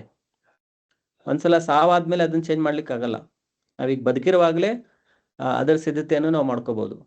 ನಾನು ಹೇಗೆ ಬೇಕಾದರೆ ಈ ಜೀವನದಲ್ಲಿ ಇರ್ತೇನೆ, ಲಾಸ್ಟ್ ಮೂಮೆಂಟಲ್ಲಿ ಏನಾದರೂ ಆಗಿ ನಾನು ಸಡನ್ ಆಗಿ ಒಂದು ಒಳ್ಳೆಯ ಶರೀರ ಪಡ್ಕೋಬೋದು ಅಥವಾ ಭಗವಂತನ ಧಾಮಕ್ಕೆ ಹೋಗ್ಬೋದು ಅಂದರೆ ಅದು ಸಾಧ್ಯವಿಲ್ಲ. ನಾವು ಇಡೀ ಜೀವನದಲ್ಲಿ ಯಾವ ಪ್ರಕಾರ ನಮ್ಮ ಜೀವನವನ್ನು ನಾವು ನಡೆಸಿರ್ತೇವೆ, ಯಾವ ಪ್ರಕಾರ ನಾವು ನಮ್ಮ ಕರ್ಮಗಳನ್ನು ಮಾಡಿರ್ತೇವೆ, ನಾವು ಭಕ್ತಿಯನ್ನು ಮಾಡಿರ್ತೇವೆ ಅಥವಾ ಪುಣ್ಯ ಕರ್ಮಗಳನ್ನು ಮಾಡಿರ್ತೇವೆ ಅಥವಾ ಪಾಪ ಕರ್ಮಗಳನ್ನು ಮಾಡಿರ್ತೇವೆ, ಅದರ ಮೇಲೆ ನಮ್ಮ ಮುಂದಿನ ಶರೀರ ಡಿಸೈಡ್ ಆಗುತ್ತೆ. ಸೊ ಅದರಿಂದ ನಮ್ಮ ಈ ಸಿಕ್ಕಿರುವಂಥ ಏನು ಮನುಷ್ಯ ಜೀವನ ಇದೆ ಅದನ್ನು ತುಂಬ ಜವಾಬ್ದಾರಿ ಅಂತ ನಾವು ಬಾಳಬೇಕು. ಅದನ್ನು ಪ್ರಾಣಿಗಳ ಥರ ನಾವು ಜೀವಿಸ್ಬಿಟ್ರೆ ಮುಂದೆ ನಮಗೆ ಪ್ರಾಣಿಗಳ ಥರನೇ ನಮ್ಮ ಮನಸ್ಥಿತಿ ಆ ಥರ ಇದ್ದರೆ, ಪ್ರಾಣಿಗಳ ಮನಸ್ಥಿತಿ ಇದ್ದರೆ ನಮಗೆ ಮುಂದೆ ಪ್ರಾಣಿಗಳ ಶರೀರನೇ ಸಿಗುತ್ತೆ. ಯಾಕಂದರೆ ನಾವು ಕೊಟ್ಟಿರುವಂಥ ಒಂದು ಅಪಾರ್ಚುನಿಟಿಯನ್ನು ಮಿಸ್ಯೂಸ್ ಮಾಡ್ಕೊಂಡಂಗೆ. ನಮಗೆ ಒಂದು ಒಳ್ಳೆಯ ಮನುಷ್ಯ ಶರೀರ ಸಿಕ್ಕಿದೆ, ಅದರಲ್ಲಿ ನಾವು ಭಗವಂತನನ್ನು ಅರ್ಥ ಮಾಡಿಕೊಂಡು ಭಗವಂತನ ಸೇವೆ ಮಾಡಿ ಭಗವಂತನ ಧಾಮಕ್ಕೆ ಹೋಗ್ಬೋದು. ಅದನ್ನು ಬಿಟ್ಬಿಟ್ಟು ನಾವು ಪ್ರಾಣಿಗಳ ಥರ, ನಾವು ಒಂದು ಪ್ರಾಣಿನೇ, ಸೊ ಯಾವುದೇ ನೀತಿ ನಿಯಮಗಳಿಲ್ಲದೆ ನಮ್ಮ ಜೀವನ ನಡೆಸಿದ್ರೆ ನಾವು ಮುಂದಿನ ಜನ್ಮದಲ್ಲಿ ಮತ್ತೆ ನಮಗೆ ಅದೇ ಥರ ಒಂದು ಪ್ರಾಣಿಗಳ ಶರೀರ ಸಿಗುತ್ತೆ. ಹಿಂದೆ ವಿವರಿಸಿದಂತೆ ಆಧ್ಯಾತ್ಮಿಕವಾದಿಗಳಲ್ಲಿ ಬ್ರಹ್ಮವಾದಿ, ಪರಮಾತ್ಮವಾದಿ ಮತ್ತು ಭಕ್ತ ಹೀಗೆ ಬೇರೆ ಬೇರೆ ವರ್ಗಗಳವರಿದ್ದಾರೆ. ಮೊದಲೇ ಹೇಳಿದಂತೆ ಬ್ರಹ್ಮಜ್ಯೋತಿ ಆಧ್ಯಾತ್ಮಿಕ ಗಗನ, ಬ್ರಹ್ಮಜ್ಯೋತಿಯಲ್ಲಿ ಅಸಂಖ್ಯಾತ ಆಧ್ಯಾತ್ಮಿಕ ಗ್ರಹಗಳಿವೆ. ಈ ಗ್ರಹಗಳ ಸಂಖ್ಯೆಯು ಐಹಿಕ ಜಗತ್ತಿನ ಎಲ್ಲ ಗ್ರಹಗಳ ಸಂಖ್ಯೆಗಿಂತ ಅಪಾರವಾದದ್ದು. ಈ ಐಹಿಕ ಜಗತ್ತು ಸೃಷ್ಟಿಯ ಸುಮಾರು 1/4 ಭಾಗ ಏಕಾಂಶೇನ ಸ್ಥಿತೋ ಜಗತ್ ಎಂದು ಹೇಳಲಾಗಿದೆ. ಈ ಐಹಿಕ ವಿಭಾಗದಲ್ಲಿ ಕೋಟ್ಯಂತರ ವಿಶ್ವಗಳಿವೆ, ಕೋಟ್ಯಂತರ ಸೂರ್ಯರು, ಚಂದ್ರರು, ತಾರೆಗಳು ಇವೆ. ಆದರೆ ಈ ಸಮಸ್ತ ಭೌತಿಕ ಸೃಷ್ಟಿಯು ಇಡೀ ಸೃಷ್ಟಿಯ ಒಂದು ಸಣ್ಣ ಭಾಗ ಮಾತ್ರ. ಸೃಷ್ಟಿಯ ಬಹುಭಾಗವು ಆಧ್ಯಾತ್ಮಿಕ ಗಗನ ಪರಬ್ರಹ್ಮನ ಅಸ್ತಿತ್ವದಲ್ಲಿ ಒಂದಾಗ ಬಯಸುವನು ಕೂಡಲೇ ಭಗವಂತನ ಬ್ರಹ್ಮಜ್ಯೋತಿಗೆ ಒಯ್ಯಲ್ಪಡುತ್ತಾನೆ. ಹೀಗೆ ಆಧ್ಯಾತ್ಮಿಕ ಗಗನವನ್ನು ಸೇರುತ್ತಾನೆ. ಭಗವಂತನ ಸಹವಾಸವನ್ನು ಸವಿಯ ಬಯಸುವನು ಭಕ್ತನು ಅಸಂಖ್ಯಾತವಾದ ವೈಕುಂಠ ಗ್ರಹಗಳನ್ನು ಸೇರುತ್ತಾನೆ. ಅಲ್ಲಿ ಭಗವಂತನು ನಾರಾಯಣನಾಗಿ ತನ್ನ ಸ್ವರೂಪವನ್ನು ಚತುರ್ಭುಜಗಳಿಂದ ವಿಸ್ತರಿಸಿ ಪ್ರದ್ಯುಮ್ನ, ಅನಿರುದ್ಧ, ಗೋವಿಂದ ಮೊದಲಾದ ಹೆಸರುಗಳೊಡನೆ ಅವನಿಗೆ ಸಹವಾಸ ಭಾಗ್ಯವನ್ನು ನೀಡುತ್ತಾನೆ. ಆದುದರಿಂದ ಬದುಕಿನ ಅಂತ್ಯಕಾಲದಲ್ಲಿ ಆಧ್ಯಾತ್ಮಿಕವಾದಿಗಳು ಬ್ರಹ್ಮಜ್ಯೋತಿಯನ್ನು ಕುರಿತಾಗಲಿ, ಪರಮಾತ್ಮನನ್ನು ಕುರಿತಾಗಲಿ, ಶ್ರೀಕೃಷ್ಣನ ದೇವೋತ್ತಮ ಪರಮ ಪುರುಷತ್ವವನ್ನು ಕುರಿತಾಗಲಿ ಚಿಂತಿಸುತ್ತಾರೆ. ಇವುಗಳಲ್ಲಿ ಯಾವುದನ್ನು ಧ್ಯಾನಿಸಿದರೂ ಆಧ್ಯಾತ್ಮಿಕ ಗಗನವನ್ನು ಪ್ರವೇಶಿಸುತ್ತಾರೆ. ಆದರೆ ಭಕ್ತನು ಮಾತ್ರ ಅಥವಾ ಭಗವಂತನೊಡನೆ ನೇರ ಸಂಪರ್ಕ ಹೊಂದಿದವನು ಮಾತ್ರ ವೈಕುಂಠ ಗ್ರಹಗಳನ್ನು ಅಥವಾ ಗೋಲೋಕ ಬೃಂದಾವನ ಗ್ರಹವನ್ನು ಪ್ರವೇಶಿಸುತ್ತಾನೆ. ಭಗವಂತನು ಇದರಲ್ಲಿ ಸಂದೇಹವಿಲ್ಲ ಎಂದು ಹೇಳುತ್ತಾನೆ. ಇದನ್ನು ದೃಢವಾಗಿ ನಂಬಬೇಕು. ನಮ್ಮ ಕಲ್ಪನೆಗೆ ಸಂಪೂರ್ಣವಾಗಿ ಹೊಂದಿಕೊಳ್ಳದಿರುವುದನ್ನು ನಾವು ತಿರಸ್ಕರಿಸಬಾರದು. ನಮ್ಮ ನಿಲುವು ನೀನು ಹೇಳಿದ ಪ್ರತಿಯೊಂದು ಮಾತನ್ನು ನಾನು ನಂಬುತ್ತೇನೆ ಎಂಬ ಅರ್ಜುನನ ನಿಲುವೇ ಆಗಿರಬೇಕು. ಮರಣಕಾಲದಲ್ಲಿ ಯಾರು ತನ್ನನ್ನು ಬ್ರಹ್ಮನೆಂದೋ ಅಥವಾ ಪರಮಾತ್ಮನೆಂದೋ ಅಥವಾ ದೈವತ್ವದ ಪುರುಷನೆಂದೋ ಚಿಂತಿಸುತ್ತಾರೋ ಅವರು ಆಧ್ಯಾತ್ಮಿಕ ಗಗನವನ್ನು ಪ್ರವೇಶಿಸುತ್ತಾರೆ ಎಂದು ಭಗವಂತನು ಹೇಳಿದಾಗ ಅದರ ವಿಷಯದಲ್ಲಿ ಸಂಶಯವೇ ಇಲ್ಲ. ಅದನ್ನು ನಂಬದಿರುವ ಪ್ರಶ್ನೆಯೇ ಇಲ್ಲ. ಸೊ ಇಲ್ಲಿ ಆಧ್ಯಾತ್ಮಿಕವಾದಿಗಳಲ್ಲಿ ಕೂಡ 3 ವಿಭಾಗಗಳಿದೆ. ಅವರನ್ನು ಬ್ರಹ್ಮವಾದಿ, ಪರಮಾತ್ಮವಾದಿ ಮತ್ತು ಭಕ್ತ, ಹೀಗೆ 3 ವರ್ಗಗಳಿದೆ. ಸೊ ಬ್ರಹ್ಮವಾದಿ ಅಂತಂತಂದ್ರೆ ಭಗವಂತನ ನಿರಾಕಾರ ಸ್ವರೂಪವನ್ನು ಪೂಜಿಸುವವನು. ಪರಮಾತ್ಮವಾದಿ ಅಂತಂದ್ರೆ ಭಗವಂತನ ಪರಮಾತ್ಮ ರೂಪವನ್ನು ಪೂಜಿಸುವವನು. ಮತ್ತೆ ಭಕ್ತ ಅಂತಂತಂದ್ರೆ ಭಗವಂತನ ನಿಜ ಸ್ವರೂಪವನ್ನು ವಿಷ್ಣುವಿನ ರೂಪದಲ್ಲಿ ಅಥವಾ ರಾಮ ಅಥವಾ ಕೃಷ್ಣನ ರೂಪದಲ್ಲಿ ಪೂಜಿಸುವನು. ಸೊ ಈ 3 ಪ್ರಕಾರದ ಆಧ್ಯಾತ್ಮಿಕವಾದಿಗಳಿದ್ದಾರೆ. ಸೊ ಆಧ್ಯಾತ್ಮಿಕವಾದಿ ಅಂತಂತಂದ್ರೆ ಅವರು ಭೌತಿಕ ಏನು ಲೋಭ ಮತ್ತೆ ಭೋಗ ಇದೆ ಅದರಲ್ಲಿ ಆಸಕ್ತಿ ಇಲ್ಲದೆ ಇರುವವರು, ಭೌತಿಕ ಭೋಗದಲ್ಲಿ ಆಸಕ್ತಿ ಇಲ್ಲದೆ ಇರುವವರು, ಅವರು ಆಧ್ಯಾತ್ಮಿಕದಲ್ಲಿ ಆಸಕ್ತಿ ಇರುವವರು. ಅವರಲ್ಲಿ ಕೂಡ ಕೆಲವೊಬ್ರು ನಿರಾಕಾರವಾದಿಗಳಾಗಿರ್ತಾರೆ, ಕೆಲವೊಬ್ರು ಪರಮಾತ್ಮವಾದಿಗಳಾಗಿರ್ತಾರೆ, ಮತ್ತೆ ಉಳಿದವರು ಭಕ್ತರಾಗಿರ್ತಾರೆ. ಸೊ ಇದರಲ್ಲಿ ಹೇಳಿರೋದು ಈ ಭೌತಿಕ ಸಂಸಾರ ಏನಿದೆ ಆಧ್ಯಾತ್ಮಿಕ ಸಂಸಾರಕ್ಕೆ ನಾವು ಹೋಲಿಸಿದ್ರೆ ಅದು ತುಂಬಾ ಚಿಕ್ಕದು. ಈಗ ನಮ್ಮ ಕಣ್ಣಿಗೆ ಕಾಣ್ತಾ ಇರೋದು ನಮಗೆ ನೋಡಿದ್ರೆ ತುಂಬಾ ವಿಶಾಲ ಅನ್ಸುತ್ತೆ ಈ ಪ್ರಪಂಚ ಏನಿದೆ. ಯಾಕಂದ್ರೆ ಇದರಲ್ಲಿ ನಾವು ಎಷ್ಟೋ ನಕ್ಷತ್ರಗಳಿದೆ, ಎಷ್ಟೋ ಗ್ರಹಗಳಿದೆ. ಅದು ನೋಡ್ಲಿಕ್ಕೆ ನಮ್ಗೆ ಇಷ್ಟು ಚಿಕ್ಕದು ಕಾಣುತ್ತೆ ರಾತ್ರಿ ನೋಡಿದ್ರೆ, ಆದರೆ ಅದರದ್ದು ಸೈಜು ತುಂಬಾ ದೊಡ್ಡದಿರುತ್ತೆ. ಈಗ ನಮಗೆ ಉದಾಹರಣೆಗೆ ಸೂರ್ಯವನ್ನೇ ನಾವು ತೆಗೆದುಕೊಂಡ್ರೆ ನಮಗೆ ಒಂದು ಪ್ಲೇಟ್ ತರ ಕಾಣುತ್ತೆ, ಆಕಾಶದಲ್ಲಿ ನೋಡಿದ್ರೆ ಏನೋ ಒಂದು ತಟ್ಟೆ ತರ ಕಾಣುತ್ತೆ. ಆದರೆ ಅದರದ್ದು ಸೈಜು ಭೂಮಿಗಿಂತ ಎಷ್ಟೋ ಪಟ್ಟು ದೊಡ್ಡದಾಗಿದೆ. ಸೊ ಅದು ಕೇವಲ ಒಂದು ನಮಗೆ ಸಮೀಪದಲ್ಲಿರುವಂಥ ಒಂದು ಇದು. ಆದರೆ ಅದನ್ನು ಬಿಟ್ಟು ಎಷ್ಟೋ ನಕ್ಷತ್ರಗಳು, ಎಷ್ಟೋ ಗ್ರಹಗಳಿದೆ.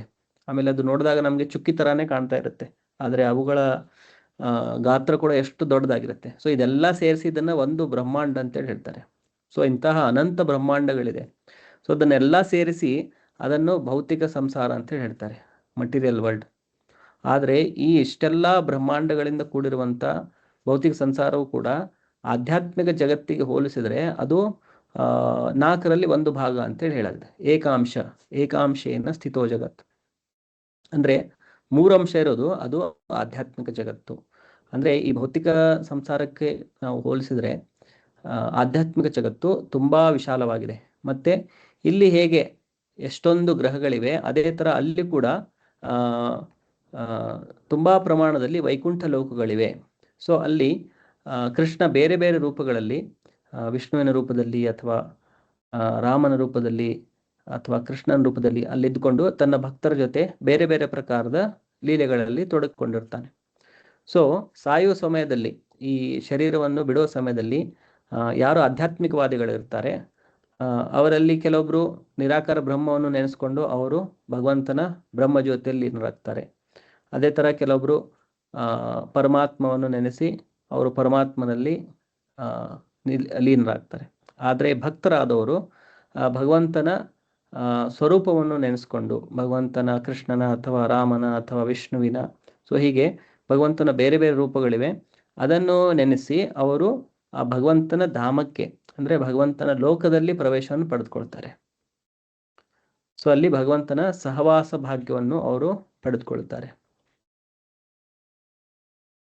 ಸೊ ಇದರಲ್ಲಿ ಕೃಷ್ಣ ಸಂದೇಹವಿಲ್ಲ ಎಂದು ಹೇಳಿದ್ದಾರೆ.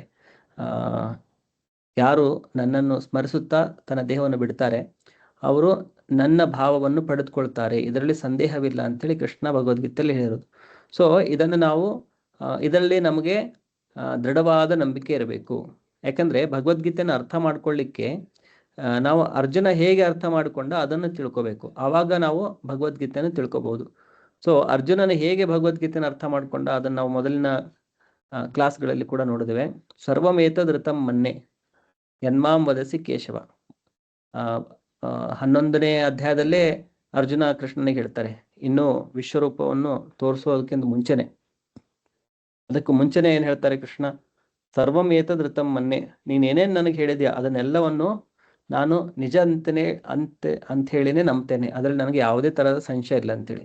ಸೊ ನಾವು ಭಗವದ್ಗೀತೆಯನ್ನು ನಿಜವಾಗಿ ಓದಿ ಅರ್ಥ ಮಾಡ್ಕೋಬೇಕಂತಂದ್ರೆ ಅರ್ಜುನನು ಹೇಗೆ ಭಗವದ್ಗೀತೆಯನ್ನು ಸ್ವೀಕರಿಸಿದನು ಅಂದ್ರೆ ಯಾವುದೇ ಸಂದೇಹವಿಲ್ಲದೆ, ಯಾವುದೇ ಅದರಲ್ಲಿ ಡೌಟ್, ಕನ್ಫ್ಯೂಷನ್ ಇಲ್ಲದೆ ಕೃಷ್ಣ ಏನು ಹೇಳಿದಾನೆ ಅದನ್ನೆಲ್ಲವನ್ನು ಸತ್ಯವಾಗಿ ಅವನು ಸ್ವೀಕರಿಸಿದ್ದಾನೆ. ಅದೇ ಥರ ನಾವು ಕೂಡ ಕೃಷ್ಣ ಹೇಳಿರೋದನ್ನು ಎಲ್ಲವನ್ನು ನಾವು ಸತ್ಯವಾಗಿ ಸ್ವೀಕರಿಸಿದ್ರೆ ನಾವು ಕೂಡ ಅರ್ಜುನನ ಥರ ಭಗವದ್ಗೀತೆಯನ್ನು ಅರ್ಥ ಮಾಡ್ಕೊಳ್ಬೋದು. ಅದರಲ್ಲಿ ನಮಗೆ ಡೌಟ್ ಇದ್ರೆ ಅವಾಗ ನಾವು ಭಗವದ್ಗೀತೆಯನ್ನು ಅರ್ಥ ಮಾಡಿಕೊಳ್ಳಲಿಕ್ಕೆ ಸಾಧ್ಯವಿಲ್ಲ. ಇಲ್ಲಿ ಹೇಳಿದೆ, ನೀನು ಹೇಳಿದ ಪ್ರತಿಯೊಂದು ಮಾತನ್ನು ನಾನು ನಂಬುತ್ತೇನೆ ಎಂಬ ಅರ್ಜುನನ ನಿಲುವೇ ಆಗಬೇಕು. ಮರಣಕಾಲದಲ್ಲಿ ಯಾರು ತನ್ನನ್ನು ಬ್ರಹ್ಮನೆಂದೋ ಅಥವಾ ಪರಮಾತ್ಮನೆಂದೋ ಅಥವಾ ದೈವತ್ವದ ಪುರುಷನೆಂದೋ ಚಿಂತಿಸುತ್ತಾರೋ ಅವರು ಆಧ್ಯಾತ್ಮಿಕ ಗಗನವನ್ನು ಪ್ರವೇಶಿಸುತ್ತಾರೆ ಎಂದು ಭಗವಂತನು ಹೇಳಿದಾಗ ಅದರ ವಿಷಯದಲ್ಲಿ ಸಂಶಯವೇ ಇಲ್ಲ, ಅದನ್ನು ನಂಬದಿರುವ ಪ್ರಶ್ನೆಯೇ ಇಲ್ಲ. ಮರಣಕಾಲದಲ್ಲಿ ಪರಂಪ್ರಭುವನ್ನು ಕುರಿತು ಚಿಂತಿಸುವ ಮಾತ್ರದಿಂದಲೇ ಆಧ್ಯಾತ್ಮಿಕ ಜಗತ್ತನ್ನು ಪ್ರವೇಶಿಸುವ ಸಾಧ್ಯ ಎನ್ನುವ ಸಾಮಾನ್ಯ ತತ್ವವನ್ನು ಭಗವದ್ಗೀತೆಯು ವಿವರಿಸುತ್ತದೆ. ಯಂ ವಾಪಿ ಸ್ಮರನ್ ಭಾವಂ ತ್ಯಜತ್ಯಂತೆ ಕಲೇವರಂ ತಂ ತಮೇವೈತಿ ಕೌಂತೆಯ ಸದಾ ತದ್ಭಾವ ಭಾವಿತಃ. ತನ್ನ ಈಗಿನ ದೇಹವನ್ನು ಬಿಡುವಾಗ ಮನುಷ್ಯನು ಯಾವ ಭಾವವನ್ನು ಸ್ಮರಿಸುತ್ತಿರುತ್ತಾನೋ ಆ ಭಾವವನ್ನೇ ಅವನು ಖಂಡಿತವಾಗಿಯೂ ಮುಂದಿನ ಜನ್ಮದಲ್ಲಿ ಪಡೆಯುವನು. ನಾವೀಗ ಮೊದಲು ಅರ್ಥ ಮಾಡಿಕೊಳ್ಳಬೇಕಾದದ್ದು ಭೌತಿಕ ನಿಸರ್ಗವು ಭಗವಂತನ ಶಕ್ತಿಗಳಲ್ಲಿ ಒಂದರ ಅಭಿವ್ಯಕ್ತಿ ಎನ್ನುವುದನ್ನು. ವಿಷ್ಣು ಪುರಾಣದಲ್ಲಿ ಭಗವಂತನ ಸಂಪೂರ್ಣ ಶಕ್ತಿಗಳನ್ನು ನಿರೂಪಿಸಲಾಗಿದೆ. ಸೊ ಇಲ್ಲಿಂದ ನಾವು ನೆಕ್ಸ್ಟ್ ಕ್ಲಾಸಲ್ಲಿ ನೋಡುವ. ಇವತ್ತಿಗೆ ನಾವು ಇಲ್ಲೇ ಸ್ಟಾಪ್ ಮಾಡುವ. ಪೇಜ್ ನಂಬರ್ 24 ಆಲ್ಮೋಸ್ಟ್ ಅರ್ಧ ಆಗಿದೆ. ಸೊ ನೆಕ್ಸ್ಟ್ ಕ್ಲಾಸಲ್ಲಿ ನಾವು ಇದನ್ನು ಕಂಟಿನ್ಯೂ ಮಾಡುವ. ಈಗ ಯಾರ್ದಾದ್ರೂ ಏನಾದರೂ ಪ್ರಶ್ನೆಗಳಿದ್ರೆ ನಾವು ಅದನ್ನು ಡಿಸ್ಕಸ್ ಮಾಡ್ಬೋದು.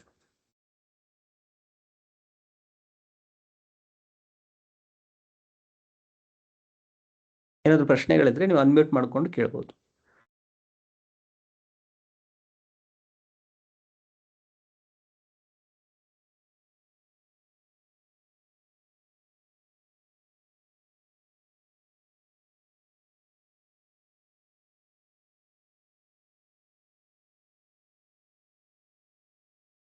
ಓಕೆ, ಸೊ ಏನು ಕ್ವಶನ್ಸ್ ಇಲ್ಲ ಅಂದ್ಕೊಳ್ತೇನೆ.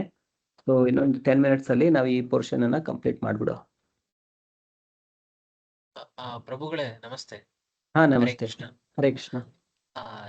ಏಕಾದಶಿ ಅಂದು ನಾವು ಯಾವ ಆಕ್ಚುಲಿ ನಿರ್ಜಲ ಉಪವಾಸ ನಂತರ ಈಗ ನಾವು ನೀರ್ ಕುಡಿಯೋದ್ರ ಜೊತೆಗೆ ಯಾವ ತರ ಊಟ ಬ್ರೇಕ್ ಮಾಡ್ಲಿಕ್ಕ ಅದನ್ನ ಬ್ರೇಕ್ ಮಾಡೋದ ನೆಕ್ಸ್ಟ್ ಡೇ ಅದನ್ನ ಫಾಸ್ಟ್ ಬ್ರೇಕಿಂಗ್ ಅದು ಉಪವಾಸನ ಅವತ್ತಿನ ದಿನಾನೇ ಏನ್ ತಗೋಬಹುದು ಅಂತ ಹೇಳಿನಾ? ಓಕೆ, ತಗೋಬಹುದು. ಸೊ ಅದರಲ್ಲಿ ಬೇರೆ ಬೇರೆ ಸ್ತರಗಳಲ್ಲಿ ನಾವು ಇದನ್ನ ಮಾಡಬಹುದು ಏಕಾದಶಿಯನ್ನ. ಕೆಲವೊಬ್ರು ಏನ್ ಮಾಡ್ತಾರೆ, ಕೆಲವೊಬ್ರು ನಿರ್ಜಲ್ ಮಾಡ್ತಾರೆ. ಅಂದ್ರೆ ಅವರು ಏನು ತೆಗೆದುಕೊಳ್ಳೋದು, ನೀರನ್ನು ಸಹ ಕುಡಿಯೋದಿಲ್ಲ. ಅವ್ರು ನೆಕ್ಸ್ಟ್ ಡೇ ಬೆಳಿಗ್ಗೆನೆ ಸೂರ್ಯೋದಯ ಆದ್ಮೇಲೆ ನೀರನ್ನು ಕುಡಿದು ಅದನ್ನ ಬ್ರೇಕ್ ಮಾಡ್ತಾರೆ. ಬಟ್ ಎಲ್ರಿಗೂ ಆ ತರ ಪ್ರಾಕ್ಟೀಸ್ ಮಾಡ್ಲಿಕ್ಕೆ ಸಾಧ್ಯವಾಗದಿದ್ರೆ, ಈಗ ನಾವು ಕೆಲ್ಸಕ್ಕೆ ಹೋಗ್ತಿರ್ತೇವೆ, ಮನೇಲೇನೋ ಕೆಲಸ ಇರುತ್ತೆ, ಸೊ ಅವಾಗ ನಮ್ಗೆ ತುಂಬಾ ವೀಕ್ ಅನಿಸಿ ನಾವು ಎಲ್ಲಾ ಕೆಲಸ ಬಿಟ್ಟು ಏಕಾದಶಿ ಅಂತ ಹೇಳಿ ನಿರ್ಜಲ ಮಾಡಿ ಮಲಗ್ ಬಿಡೋದಲ್ಲ. ಹಾ, ಸೊ ಅದು ನಿಜವಾದ ಹೋಗ್ತೇನೆ. ಬಟ್ ಸುಸ್ತಾಗಿ ಸುಮ್ನೆ ಒಂದು ಜಪಮಾಲೆ ಮಾಡೋದು ಕಷ್ಟ ಆಗ್ಬಿಡುತ್ತೆ. ಉಪವಾಸ ಇದು ಏನು ಉಪಯೋಗ ಇಲ್ಲ. ಹಾ, ಸೊ ಅದಕ್ಕೆ ನಮ್ಗೆ ನಮ್ ಶಕ್ತಿಗೆ ಎಷ್ಟು ಸಾಧ್ಯ ಆಗುತ್ತೆ ಅದ್ರ ತಕ್ಕಂಗೆ ನಾವು ಉಪವಾಸ ಮಾಡಬೇಕು.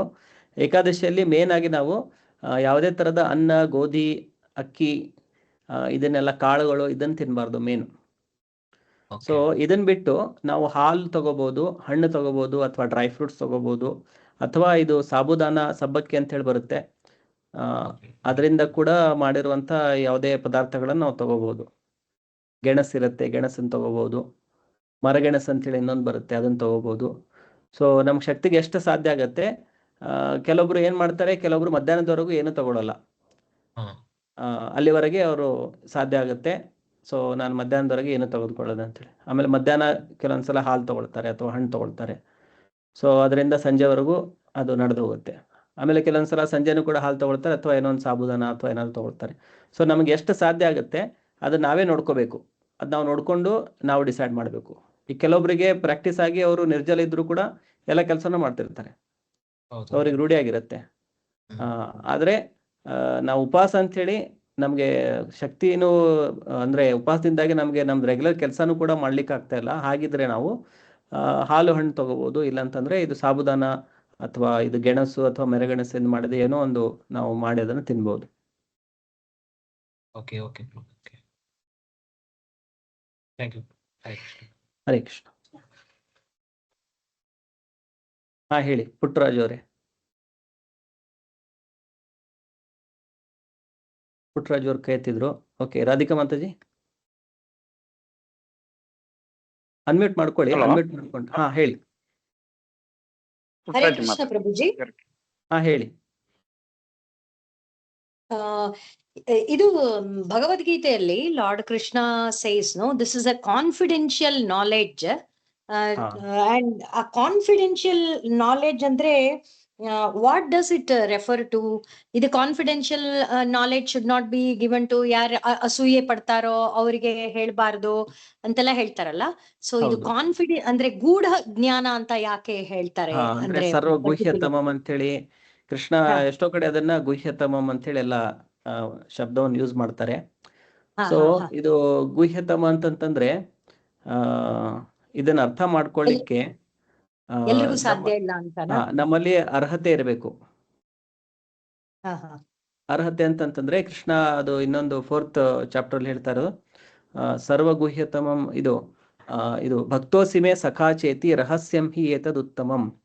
ಈ ರಹಸ್ಯವನ್ನು ನಾನು ನಿನಗೆ ಹೇಳ್ತಾ ಇರೋದು ಕಾರಣ ಏನಂತಂದ್ರೆ ನೀನು ಭಕ್ತನಾಗಿದ್ಯಾ ಮತ್ತು ನನ್ನ ಸಖನಾಗಿದ್ಯಾ. ಸೊ ಈ ಇಂಟ್ರೊಡಕ್ಷನ್ ಅಲ್ಲಿ ನಾವು ಓದಿದಾಗಲೂ ಕೂಡ ಫಸ್ಟ್ ಪಾಯಿಂಟ್ ನಾವು ನೋಡಿದ್ದೆ, ಭಗವದ್ಗೀತೆನ ಅರ್ಥ ಮಾಡ್ಕೋಬೇಕಾದ್ರೆ ನಮ್ಮಲ್ಲಿ ಅರ್ಹತೆ ಏನಿರ್ಬೇಕಂತಂದ್ರೆ ನಾವು ಕೃಷ್ಣನ ಭಕ್ತರಾಗಿರ್ಬೇಕು ಮತ್ತೆ ಕೃಷ್ಣನ ಜೊತೆ ನಮ್ಮ ಸಂಬಂಧ ಇರಬೇಕು. ಸೊ ಈ ಅರ್ಹತೆ ಇದ್ದಾಗ ಮಾತ್ರ ಈ ಗುಹ್ಯ ಜ್ಞಾನವನ್ನು ನಾವು ಅರ್ಥ ಮಾಡ್ಕೊಳ್ಬಹುದು. ಇಲ್ಲದೇ ಇದ್ರೆ ಎಷ್ಟೋ ಜನ ಭಗವದ್ಗೀತೆನ ಓದ್ತಾ ಇದ್ದಾರೆ, ಬಟ್ ಅವರು ಅಷ್ಟೆಲ್ಲ ಓದಿದ ಮೇಲೂ ಅವರು ಕೃಷ್ಣನಿಗೆ ಶರಣಾಗುವುದಿಲ್ಲ. ಸೊ ಇದೆಲ್ಲ ಅಕ್ಷರ ಜ್ಞಾನ ಅಲ್ಲ. ಭಗವದ್ಗೀತೆ ಅನ್ನೋದು ಇದು ಅಕ್ಷರ ಜ್ಞಾನ ಅಲ್ಲ. ಇದನ್ನು ಕೇವಲ ನಾವು ನನಗೆ ಗ್ರಾಮರ್ ಬರುತ್ತೆ, ಸಂಸ್ಕೃತ ಬರುತ್ತೆ, ಅದರಿಂದಾಗಿ ನಾನು ತಿಳ್ಕೊಳ್ತೇನೆ ಅಂತ ಹೇಳಿಲ್ಲ. ಇದನ್ನು ಪರಂಪರೆಯಲ್ಲಿ ನಾವು ಪಡೆದುಕೋಬೇಕು. ಆಮೇಲೆ ನಮ್ಮಲ್ಲಿ ಆ ಅರ್ಹತೆ ಇದ್ದಾಗ ಅಷ್ಟೇ ನಾವು ಈ ಭಗವದ್ಗೀತೆಯ ಈ ಗುಹ್ಯವಾಗಿರುವಂತ ಜ್ಞಾನವನ್ನು ಪಡೆದುಕೊಳ್ತೇವೆ. ಇಲ್ಲಾಂದ್ರೆ ಎಷ್ಟೋ ಜನ ಇದಕ್ಕೆ ತಮ್ಮದೇ ಆದಂತಹ ಒಂದು ವಿವರಣೆಯನ್ನು ಕೊಡ್ತಾರೆ. ಕೃಷ್ಣನಿಗೆ ಶರಣಾಗಬಾರ್ದು, ಕೃಷ್ಣನ ಒಳಗಡೆ ಇರುವಂತಹ ಒಂದು ಶಕ್ತಿಗೆ ಶರಣಾಗಬೇಕು, ಅದು ಇದು ಏನೇನೇನೇನು ಹೇಳ್ತಾರೆ. ಡೈರೆಕ್ಟ್ ಆಗಿ ಕೃಷ್ಣ ಸ್ಟ್ರೇಟ್ ಫಾರ್ವರ್ಡ್ ಆಗಿ ಎಷ್ಟೋ ಸುಲಭವಾಗಿ ಹೇಳಿದ್ದಾರೆ ಭಗವದ್ಗೀತೆಯನ್ನು. Until we accept him as a supreme personality of Godhead, we won't be able to understand ಅಂತನಾ? ಹೌದು ಹೌದು ಹೌದು ಹೌದು. ಕೃಷ್ಣನ ಮೇಲೆ ಅಸೂಯೆ ಇದ್ರೆ ಅವರು ಕೃಷ್ಣನಿಗೆ ಸರೆಂಡರ್ ಆಗುದಿಲ್ಲ. ಯಾಕಂದ್ರೆ ಕೃಷ್ಣ ಡೈರೆಕ್ಟ್ ಆಗಿ ಹೇಳ್ತಾ ಇದ್ರೆ ಎಲ್ಲಾ ಧರ್ಮಗಳನ್ನು ಬಿಟ್ಟು ನನಗೊಬ್ಬನಿಗೆ ಶರಣಾಗಿ ಅಂತ ಹೇಳಿ. ಸೊ ಕೃಷ್ಣನ ಮೇಲೆ ಅಸೂಯೆ ಇದ್ದವರು ಅದನ್ನ ತಿರುವಿ ಏನಾದ್ರು ಮಾಡಿ ಏನೋ ಒಂದು ಹೇಳ್ಬಿಡ್ತಾರೆ. ಕೃಷ್ಣನ ಮೇಲೆ ಅಸೂಯೆ ಇದ್ದವರು ಅದಕ್ಕೆ ಇದನ್ನ ಅಸೂಯೆ ಇದ್ದವರಿಗೆ ಹೇಳ್ಬೇಡಿ ಅಂತ ಹೇಳಿ ಕೃಷ್ಣ ಹೇಳೋದು. ನನ್ನ ಮೇಲೆ ಅಸೂಯೆ ಪಡೋರಿಗೆ ಇದನ್ನ ಹೇಳ್ಬೇಡಿ ಅಂತ ಹೇಳಿ ಹೇಳೋದು. ಅದಕ್ಕೆ ಅದು ಗೂಢ ಜ್ಞಾನ ಅಂತ. ಹೌದು ಹೌದು. ಆಮೇಲೆ ಅರ್ಜುನಿಗೂ ಕೂಡ ಕೃಷ್ಣ ಸಂಬೋಧನೆ ಮಾಡ್ಬೇಕಾದ್ರೆ ಒಂದ್ ಕಡೆ ಹೇಳ್ತಾರೆ, ಅನಸೂಯವೇ ನೀನು ನನ್ನ ಮೇಲೆ ಅಸೂಯೆ ಪಡುವುದಿಲ್ಲ, ಅದಕ್ಕೆ ನಾನು ಇದನ್ನ ಹೇಳ್ತಾ ಇದ್ದೇನೆ ಅಂತ ಹೇಳಿ ಕೂಡ ಒಂದ್ ಕಡೆ ಕೃಷ್ಣ ಹೇಳ್ತಾರೆ. ಓಕೆ. ಸೊ ಕಾನ್ಫಿಡೆನ್ಷಿಯಲ್ ನಾಲೆಡ್ಜ್ ಅಂದ್ರೆ ಗೂಢ ಜ್ಞಾನ ರೆಫರ್ಸ್ ಟು ಇದೆ ಈಗ ತಾವ್ ಹೇಳಿದ್ರಲ್ಲ ಅದು. Until and unless we surrender to lord Krishna, ಎಲ್ಲಾನು ನೀನೇ ಅಂತ ತಿಳ್ಕೊಂಡು ಇದು ಮಾಡಿದ್ರೆ then only we can understand this. ಅಲ್ಲಿ ತನಕ ಇದು ಗೂಢ ಜ್ಞಾನ ಅಂತ. ಹೌದು ಹೌದು. ಆಮೇಲೆ ಇದು ನಾವು ಈಗ ಇಂಟ್ರೊಡಕ್ಷನ್ ಎಲ್ಲ ನೋಡ್ಬೇಕಾದ್ರೆ ಒಂದ್ ಕಡೆ ಪ್ರಭುಪಾದರು ಕೂಡ ಹೇಳ್ತಾರೆ, ಅಟ್ ಲೀಸ್ಟ್ ನಾವು ಥಿಯರಾಟಿಕಲಿ ಆದ್ರೂ ಕೃಷ್ಣನನ್ನ ದೇವೋತ್ತಮ ಪರಮ ಪುರುಷ ಅಂತ ಹೇಳಿ ತಿಳಿದುಕೊಂಡು ಭಗವದ್ಗೀತೆನ ಓದ್ಲಿಕ್ಕೆ ಪ್ರಾರಂಭ ಮಾಡ್ಬೇಕು. ಈಗ ನನಗೆ ಪ್ರಾಕ್ಟಿಕಲ್ ರಿಯಲೈಸ್ ಆಗ್ಲಿಲ್ಲ ಕೃಷ್ಣನೇ ಭಗವಂತ ಅಂತ ಹೇಳಿ, ಆದ್ರೆ ಅಟ್ ಲೀಸ್ಟ್ ಥಿಯರಾಟಿಕಲಿ ಇಲ್ಲೆಲ್ಲ ಹೇಳಲಾಗಿದೆ, ಎಲ್ಲಾ ಆಚಾರ್ಯರು ಹೇಳ್ತಾ ಇದ್ದಾರೆ, ಎಲ್ಲಾ ಸಾಧುಗಳು ಹೇಳ್ತಾರೆ, ಕೃಷ್ಣ ಸ್ವತಃ ಭಗವದ್ಗೀತೆಯಲ್ಲಿ ಹೇಳ್ತಾ ಇದ್ದಾನೆ, ಎಲ್ಲಾ ಶಾಸ್ತ್ರಗಳಲ್ಲಿ ಹೇಳಲಾಗಿದೆ. ಅಟ್ ಲೀಸ್ಟ್ ಇದರ ಆಧಾರದ ಮೇಲಾದ್ರೂ ನಾನು ಅದನ್ನ ಒಪ್ಕೊಂಡು ಇದನ್ನ ಓದ್ಲಿಕ್ಕೆ ಪ್ರಾರಂಭ ಮಾಡಿದ್ರೆ ಅವಾಗ ನಾನು ಇದನ್ನ ಇನ್ನೂ ಹೆಚ್ಚೆಚ್ಚಾಗಿ ಅರ್ಥ ಮಾಡ್ಕೊಂಡು ಒಂದು ಸಮಯದಲ್ಲಿ ನಾನು ಕೃಷ್ಣನ ಸಾಕ್ಷಾತ್ಕಾರವನ್ನು ಕೂಡ ಮಾಡ್ಕೋಬಹುದು. ಓಕೆ, ಸರಿ ಪ್ರಭುಜಿ, ಧನ್ಯವಾದಗಳು. ಹರೇ ಕೃಷ್ಣ. ಹರೇ ಕೃಷ್ಣ ಪ್ರಭು. ಹರೇ ಕೃಷ್ಣ ಪ್ರಭು. ಒಬ್ಬ ಮನುಷ್ಯ ಮುಂದಿನ ಜನ್ಮದಲ್ಲಿ ಯಾವ ರೂಪದ ದೇಹವನ್ನು ಪಡೆಯಬೇಕೆಂದು ತೀರ್ಮಾನವಾದ ಅನಂತರ ಅವನು ಸಾಯುತ್ತಾನೆ ಅಂದ್ಮೇಲೆ ಅವನಿಗೆ ನರಕ ಯಾತನೆ ಅವೆಲ್ಲ ಇದೆಯಾ ಪ್ರಭು? ಯಾರು ಪಾಪಕರ್ಮಗಳನ್ನು ಮಾಡಿರ್ತಾರೆ ಅವರಿಗೆ ನರಕ ಹೋಗ್ಬೇಕಾಗುತ್ತೆ. ಇದು ಇದರಲ್ಲಿ ಭಾಗವತಂದಲ್ಲಿ ಅಜಾಮಿಳನ್ ಕಥೆ ಬರುತ್ತೆ. ಅಜಾಮಿಳ ಅಂತೇಳಿ ಒಬ್ಬ ಬ್ರಾಹ್ಮಣ ಮನೇಲಿ ಹುಟ್ಟಿರ್ತಾನೆ, ಆದ್ರೆ ಎಷ್ಟೋ ಅವನು ಪಾಪ ಕರ್ಮಗಳನ್ನು ಮಾಡಿರ್ತಾನೆ. ಅವನಿಗೆ ಯಮಲೋಕಕ್ಕೆ ಹೋಗುವಂತ ಇದಿರುತ್ತೆ. ಅವನ ಯಮದೂತರು ಬರ್ತಾರೆ ಕರ್ಕೊಂಡು ಹೋಗ್ಲಿಕ್ಕೆ. ಆದ್ರೆ ಅವನು ತನ್ನ ಬಿಗಿನಿಂಗ್ ಸ್ಟೇಜ್ ಆಫ್ ಲೈಫ್ ಅಲ್ಲಿ ತನ್ನ ಸ್ಟಾರ್ಟಿಂಗ್ ಅವನ ಜೀವನದಲ್ಲಿ ಅವನು ಭಗವಂತನ ಸೇವೆಯನ್ನು ಮಾಡಿರ್ತಾನೆ ಚೆನ್ನಾಗಿ. ಆದ್ರೆ ಆಮೇಲೆ ಒಂದು ದುಷ್ಟ ಸಂಘದಿಂದ ಅವನೆಲ್ಲ ಅದನ್ನು ಕಳೆದುಕೊಂಡು ಪಾಪ ಪ್ರವೃತ್ತಿಯಲ್ಲಿ ತೊಡಕೊಂಡಿರ್ತಾನೆ. ಆದ್ರೆ ಅವನು ಸ್ಟಾರ್ಟಿಂಗ್ ಅಲ್ಲಿ ಮಾಡಿರೋ ಏನ್ ಭಗವಂತನ ಸೇವೆ ಮಾಡಿರ್ತಾನೆ ಅದರಿಂದಾಗಿ ಅವನು ತನ್ನ ಮಗನಿಗೆ ನಾರಾಯಣ ಅಂತೇಳಿ ಹೆಸರಿಟ್ಬಿಡ್ತಾನೆ. ಅದರದ್ದು ಫಲರೂಪವಾಗಿ, ಆ ಭಗವಂತನ ಸೇವೆ ಮಾಡಿರೋ ಫಲರೂಪವಾಗಿ. ಆಮೇಲೆ ಯಾವಾಗ್ಲೂ ಅವನು ತನ್ನ ಮಗನಿಗೆ ಕರಿಬೇಕಾದ್ರೆ ನಾರಾಯಣ ನಾರಾಯಣ ಅಂತೇಳಿ ಕರೆದಿರ್ತಾನೆ. ಸೊ ಆ ಹೆಸರು ಹೇಳಿ ಹೇಳಿ ಅವನು ಮತ್ತೆ ಅವನ ಭಗವಂತನ ಹೆಸರು ತಗೊಳ್ಳುವಂತ ಪರಿಸ್ಥಿತಿ ಅವನಿಗೆ ಬರುತ್ತೆ. ಆಮೇಲೆ ಕೊನೆಯ ಸಮಯದಲ್ಲಿ ಯಮದೂತರು ಬಂದಾಗ ಕೂಡ ಅವನ ಹೆದರಿಕೆಯಲ್ಲಿ ಅವ್ರನ್ನ ನೋಡಿ ತುಂಬಾ ಹೆದರ್ಕೊಂಡು ಕೂಡ ಅವಾಗ್ಲೂ ಜೋರಾಗಿ ಅವನು ನಾರಾಯಣ ಅಂತ ಹೇಳಿ ಕೂಗ್ತಾನೆ. ಸೊ ಅದು ನಾಮಾಭಾಸ ಅಂತೇಳಿ ಹೇಳ್ತಾರೆ.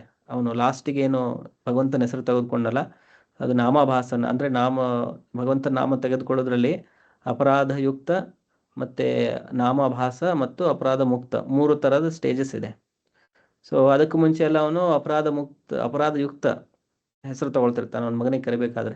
ಆದ್ರೆ ಸಾಯೋ ಸಮಯದಲ್ಲಿ ಯಾರು ಅವನಿಗೆ ಯಮದೂತರು ಕಂಡಾಗ ಅವನು ನಾಮಭಾಸದ ರೂಪದಲ್ಲಿ ಭಗವಂತನ ನಾಮವನ್ನು ತೆಗೆದುಕೊಳ್ಳ ಒಂದೇ ಸಲ. ಅದರಿಂದ ಅವನ್ನೆಲ್ಲ ಪಾಪ ಕೃತ್ಯಗಳೆಲ್ಲ ಪರಿಹಾರವಾಗ್ಬಿಡುತ್ತೆ. ಅವಾಗ ವಿಷ್ಣುದೂತರು ಬರ್ತಾರೆ ಅವನಿಗೆ ತೆಗೆದುಕೊಳ್ಳಿಕ್ಕೆ. ಅವರು ಆಮೇಲೆ ಯಮದೂತರನ್ನ ನಿಲ್ಲಿಸ್ಬಿಡ್ತಾರೆ, ನೀವು ಈ ಜೀವವನ್ನು ತೆಗೆದುಕೊಂಡು ಹೋಗಾಗಿಲ್ಲ ಅಂತೇಳಿ, ಅವನು ಭಗವಂತನ ಹೆಸರು ತೆಗೆದುಕೊಂಡಾನೆ ಅಂತೇಳಿ. ಸೊ ನಮ್ಮ ಕರ್ಮದ ಪ್ರಕಾರ ನಾವು ಐದೋ ಸ್ವರ್ಗಕ್ಕೂ ಆದ್ರೂ ಹೋಗ್ತೇವೆ, ಅಥವಾ ನರಕಕ್ಕಾದ್ರೂ ಹೋಗ್ತೇವೆ, ಅಥವಾ ನಾವು ಭಗವಂತನ ಧಾಮಕ್ಕಾದ್ರೂ ಹೋಗ್ತೇವೆ. ಧನ್ಯವಾದಗಳು ಪ್ರಭು. ಹರೇ ಕೃಷ್ಣ. ಹರೇ ಕೃಷ್ಣ. ಪುಟ್ಟರಾಜು ಅವ್ರು ಏನೋ ಕ್ವಶನ್ ಕೇಳ್ತಾ ಇದ್ರು ಅವಾಗ. ನಮಸ್ತೆ. ಹರೇ ಕೃಷ್ಣ. ಹರೇ ಕೃಷ್ಣ. ಹಲೋ. ಹೇಳಿ. ಏನಿಲ್ಲ ಅದು ನೀವು 3 ರೀತಿ ಭಕ್ತಿ ಇದೆ ಅಂತ ಹೇಳಿದ್ರಿ. ಕೊನೆಯಲ್ಲಿ ಉಳ್ಕೊಂಡಿದ್ದು ಭಕ್ತನಾಗಿ ಉಳ್ಕೊಳ್ತಾರೆ. ಅವ್ರಿಗೆ ದೇವ್ರದು ಕೃಷ್ಣನ್ ರೂಪ, ರಾಮನ್ ರೂಪ, ಇಲ್ಲ ಯಾವ್ದೋ ಒಂದು ರೂಪದಲ್ಲಿ ಆತ ಇಮ್ಯಾಜಿನ್ ಮಾಡ್ಕೊಂಡು ದೇವ್ರನ್ನ ಧ್ಯಾನ ಮಾಡಿ ಅವ್ನ ಅಂತ್ಯಕಾಲ ನೋಡ್ಕೊಳ್ತಾನೆ ಅಂತ ಒಂದ್ ಮಾತು ಹೇಳಿದ್ವಿ. ಇಮ್ಯಾಜಿನ್ ಅಂತ ಹೇಳಲ್ಲ, ಭಗವಂತನ ರೂಪಗಳು ಆಲ್ರೆಡಿ ಇದೆ. ನಾವು ಯಾವುದೇ ಒಂದು ರೂಪವನ್ನು ಇಮ್ಯಾಜಿನ್ ಮಾಡಬಾರ್ದು. ಭಗವಂತನ ಅಧಿಕೃತವಾಗಿರುವಂತ ಶಾಸ್ತ್ರದಲ್ಲಿ ಕೊಟ್ಟಿರುವಂತ ಎಲ್ಲಾ ಭಗವಂತನ ರೂಪಗಳ ವರ್ಣನೆ ಇದೆ. ಸೊ ಅದನ್ನು ನಾವು ಧ್ಯಾನ ಮಾಡ್ಬೇಕು. ಅದನ್ನು ಧ್ಯಾನ ಮಾಡಿ ಅವರು ಧ್ಯಾನ ಮಾಡ್ಕೊಂಡು ಆ ರೂಪನೇ ನೆನ್ಸ್ಕೊಂಡು ಅದರಲ್ಲಿ ಕಾಲ ಮಾಡಿ ಅಂತ್ಯಕಾಲ ಕಾಣ್ತಾರೆ. ಇನ್ನು 2 ಉಳ್ಕೊಂಡಿದ್ಯಲ್ಲ, ಅವೆರಡು ರೂಪಗಳು ಅದನ್ನ ದೇವರಲ್ಲಿ ಲೀನವಾಗಿ ಧ್ಯಾನ ಮಾಡ್ಬೇಕಾಗುತ್ತಾ, ಅಥವಾ ಇನ್ನೊಂದು ವಿಚಾರ ಏನು ಅಂತಂದ್ರೆ ಶರಣಾಗತಿಯಾಗಿ ದೇವ್ರನ್ನ ಧ್ಯಾನ ಮಾಡ್ಬೇಕು? ಬೆಸ್ಟ್ ಅಂತಂತಂದ್ರೆ ಭಗವಂತನ ಏನು ರೂಪ ಇದೆ ಅದನ್ನು ಧ್ಯಾನ ಮಾಡ್ತಾ ಭಗವಂತನಲ್ಲಿ ಶರಣಾಗಿ ಭಗವಂತನ ಸೇವೆಯಲ್ಲಿ ತೊಡಕೊಳ್ಳೋದು, ಅದು ಹೈಯೆಸ್ಟ್. ಅದು ಇದು ನಿರಾಕಾರ ಏನಿದೆ ಅದನ್ನ ಭಕ್ತರು ನರಕಕ್ಕೆ ಹೋಲಿಸ್ತಾರೆ. ಕೈವಲ್ಯಂ ನರಕಾಯತೆ ಅಂತ, ಅದನ್ನ ಕೈವಲ್ಯ ಮುಕ್ತಿ ಅಂತ ಹೇಳ್ತಾರೆ. ಭಗವಂತನಲ್ಲಿ ಲೀನವಾಗೋದೇನಿದೆ ಅಲ್ವಾ, ಅಂದ್ರೆ ಪ್ರಭುಪಾದರು ಇದಕ್ಕೆ ಎಕ್ಸಾಂಪಲ್ ಕೊಡ್ತಾರೆ. ಈಗ ಒಂದು ತಾಯಿ ಒಂದು ಮಗುವನ್ನು ಹುಟ್ಟಿಸುತ್ತೆ ಅಲ್ವಾ, ಯಾಕೆ ಮಗು ಹುಟ್ಟಿಸ್ತಾರೆ? ಮಗು ಜೊತೆ ನಾವು ಒಂದು ಆನಂದವಾಗಿರ್ಬೇಕು. ತಂದೆ ತಾಯಿ ಮಗು ಹುಟ್ಟಿಸೋದು, ಅವ್ರ ಜೊತೆ ನಾವು ತುಂಬಾ ಸುಖವಾಗಿ ಬಾಳ್ಬೇಕು, ಆನಂದದಿಂದ ಇರ್ಬೇಕಂತ ಹೇಳಿ. ಸೊ ಕೆಲವೊಂದ್ಸಲ ಏನಾಗುತ್ತೆ, ಜೀವನದಲ್ಲಿ ತುಂಬಾ ಕಷ್ಟಗಳು ಬಂದ್ಬಿಡುತ್ತೆ. ಆವಾಗ ಕೆಲವೊಂದ್ಸಲ ನಾವು ನೋಡ್ತೇವೆ ಮಕ್ಕಳೆಲ್ಲ ತಂದೆ ತಾಯಿಯನ್ನೇ ಇದ್ ಮಾಡ್ತಿರ್ತಾರೆ, ಹೇಳ್ತಿರ್ತಾರೆ ಯಾಕೆ ಆದ್ರೂ ನನಗೆ ಜನ್ಮ ಕೊಟ್ಟೆ ಅಂತ ಹೇಳಿ ಅಲ್ವಾ. ಸೊ ಆ ಮಗು ಏನಾದ್ರು ಮತ್ತೆ ನನಗೆ ನಿನ್ನ ಹೊಟ್ಟೆಲ್ ಹಾಕು ಅಂತ ಹೇಳ್ಬಿಟ್ರೆ, ಯಾಕಾದ್ರೂ ನೀನ್ ನನಗೆ ಜನ್ಮ ಕೊಟ್ಟಿದೆ ಮತ್ತೆ ನನ್ಗೆ ಹೊಟ್ಟೆಲ್ ಹಾಕು ಅಂತ ಹೇಳ್ಬಿಟ್ರೆ. ಸೊ ಜನ್ಮ ಕೊಟ್ಟಿರೋದು ನಾವು ಸುಖವಾಗಿರ್ಬೇಕಂತೇಳಿ, ಏನೋ ಒಂದು ಕೆಟ್ಟ ಕೆಲಸ ಮಾಡಿ ಅದು ಇದು ಮಾಡಿ ಸ್ವಲ್ಪ ಕಷ್ಟ ಅನುಭವಿಸಿರ್ಬೋದು. ಸೊ ಭಗವಂತನಲ್ಲಿ ಮತ್ತೆ ಲೀನವಾಗೋದಂತಂದ್ರೆ ಒಂಥರ ಆತ್ಮಹತ್ಯೆ ಮಾಡ್ದಂಗೆ. ಈ ಭಗವಂತ ಎಲ್ಲಾ ಜೀವಿಗಳ ಜೊತೆ ಒಂದು ಒಳ್ಳೆ ಸಂಬಂಧ ಇರ್ಲಿ ಅಂತೇಳಿ ನಾವು ಭಗವಂತನ ಜೊತೆ ಅಸ್ತಿತ್ವದ ನಮ್ಮ ಅಸ್ತಿತ್ವ ಇರೋದು, ಭಗವಂತನ ಜೊತೆಗೆ ನಮ್ಮ ಅಸ್ತಿತ್ವ ಇರೋದು. ಸೊ ನಾವು ಅಸ್ತಿತ್ವನ್ನೇ ನಾಶ ಮಾಡ್ದಂಗೆ. ಅದು ಲೀನವಾಗುದಂತಂದ್ರೆ ನಮ್ಮ ಅಸ್ತಿತ್ವವನ್ನೇ ನಾವು ನಾಶ ಮಾಡ್ದಂಗೆ. ಅದು ನಾಶ ಆಗಲ್ಲ ಆಕ್ಚುಲಿ, ಯಾಕಂದ್ರೆ ಆ ಸ್ಥಾನದಲ್ಲಿ ಆತ್ಮಕ್ಕೆ ತುಂಬಾ ಹೊತ್ತು ಇರ್ಲಿಕ್ಕಾಗಲ್ಲ, ಮತ್ತೆ ಅದರ ಪತನ ಆಗುತ್ತೆ. ಸೊ ಅದಕ್ಕೆ ಇದನ್ನ ಒಂದು ಸ್ಪಿರಿಚುವಲ್ ಸೂಸೈಡ್ ಅಂತ ಹೇಳ್ತಾರೆ, ಆಧ್ಯಾತ್ಮಿಕ ಆತ್ಮಹತ್ಯೆ. ಇದು ಭಗವಂತನ ಲೀನವಾಗೋದಂತಂದ್ರೆ ನಮ್ದು ಸ್ವರೂಪ ಸ್ಥಾನ ಅಂತಂತಂದ್ರೆ ನಾನು ಒಬ್ಬ ವ್ಯಕ್ತಿ, ಭಗವಂತನು ಕೂಡ ಒಬ್ಬ ವ್ಯಕ್ತಿ. ಸೊ ನಮ್ಮ ಮಧ್ಯೆ ಪ್ರೇಮದ ಸಂಬಂಧ ಇದೆ. ಆ ಸಂಬಂಧದ ಆಧಾರದ ಮೇಲೆ ನಾನು ಭಗವಂತನ ಸೇವೆಯನ್ನು ಮಾಡ್ತಾ ಆನಂದಮಯವಾಗಿರುತ್ತೇನೆ. ಅದು ನಮ್ಮ ನಿಜವಾದ ಸ್ಥಿತಿ, ಅದು ನಮ್ಮ ಸ್ವರೂಪ ಸ್ಥಿತಿ. ಆದ್ರೆ ಭೌತಿಕ ಸಂಸಾರದಲ್ಲಿ ಕೆಲವೊಂದು ಆತ್ಮಗಳು ಇದರ ಸಂಪೂರ್ಣ ಜ್ಞಾನ ಇಲ್ಲದೆ ಇದ್ದಾಗ ಇಲ್ಲಿ ಇಷ್ಟೋ ಕಷ್ಟಗಳನ್ನು ನೋಡಿ, ಈ ಶರೀರ ಇರೋದ್ರಿಂದನೇ ನನಗೆ ಕಷ್ಟಗಳು ಬರ್ತಾ ಇದೆ, ಈ ಸಂಬಂಧಗಳು ಇರೋದ್ರಿಂದನೇ ನನಗೆ ಕಷ್ಟಗಳು ಬರ್ತಾ ಇದೆ, ಅದರಿಂದಾಗಿ ನನಗೆ ಈ ಶರೀರನೂ ಬೇಡ, ಸಂಬಂಧನೂ ಬೇಡ, ನನಗೇನು ಅಸ್ತಿತ್ವನೇ ಬೇಡ, ಈ ತರ ಮನಸ್ಥಿತಿ ಇದ್ದಾಗ ಅವರು ನಿರಾಕಾರವಾದಿಗಳಾಗ್ತಾರೆ. ಆದ್ರೆ ಅದು ಅಲ್ಟಿಮೇಟ್ ಸ್ಥಾನ ಅಲ್ಲ. ನಾವು ಸುಖವಾಗಿ ಕೂಡ ಬಾಳಬಹುದು ಭಗವಂತನ ಜೊತೆ ಇದ್ಬಿಟ್ಟು. ಇಲ್ಲಿ ನಮಗೆ ಒಂದು ಏನು ಬ್ಯಾಡ್ ಎಕ್ಸ್ಪೀರಿಯನ್ಸ್, ಒಂದು ಬ್ಯಾಡ್ ಅನುಭವ ಆಗಿರ್ಬೋದು, ಒಂದು ಕೆಟ್ಟ ಅನುಭವ ಆಗಿರ್ಬೋದು ಈ ಸಂಬಂಧಗಳಲ್ಲಿ ಅಥವಾ ಈ ಶರೀರದಲ್ಲಿ. ಆದ್ರೆ ಇದಕ್ಕೂ ಮೀರಿ ಶುದ್ಧವಾದಂಥ ಸಂಬಂಧಗಳಿದೆ, ಶುದ್ಧವಾದಂಥ ಶರೀರ ಇದೆ, ಆಧ್ಯಾತ್ಮಿಕವಾದಂಥ ಶರೀರ ಇದೆ. ಅದನ್ನು ನಾವು ಭಕ್ತರ ಮುಖಾಂತರ ತಿಳಿದುಕೊಂಡ್ರೆ, ಭಗವದ್ಗೀತೆ ಭಾಗವತಂದಲ್ಲಿ ನಾವು ಅದರ ವರ್ಣನೆ ತಿಳಿದುಕೊಂಡ್ರೆ ನಾವು ಅಲ್ಲಿ ಹೋಗ್ಲಿಕ್ಕೆ ನಾವು ಪ್ರಯತ್ನ ಪಡಬಹುದು. ಆಮೇಲೆ ಅದರಲ್ಲಿ ನಾವು ಸಿದ್ಧಿಯನ್ನು ಕೂಡ ಪ್ರಾಪ್ತ ಮಾಡ್ಕೋಬಹುದು. ಆಯ್ತು, ಹರೇ ಕೃಷ್ಣ, ಅರ್ಥ ಆಯ್ತು. ಹರೇ ಕೃಷ್ಣ. ಹರೇ ಕೃಷ್ಣ, ಹರೇ ಕೃಷ್ಣ.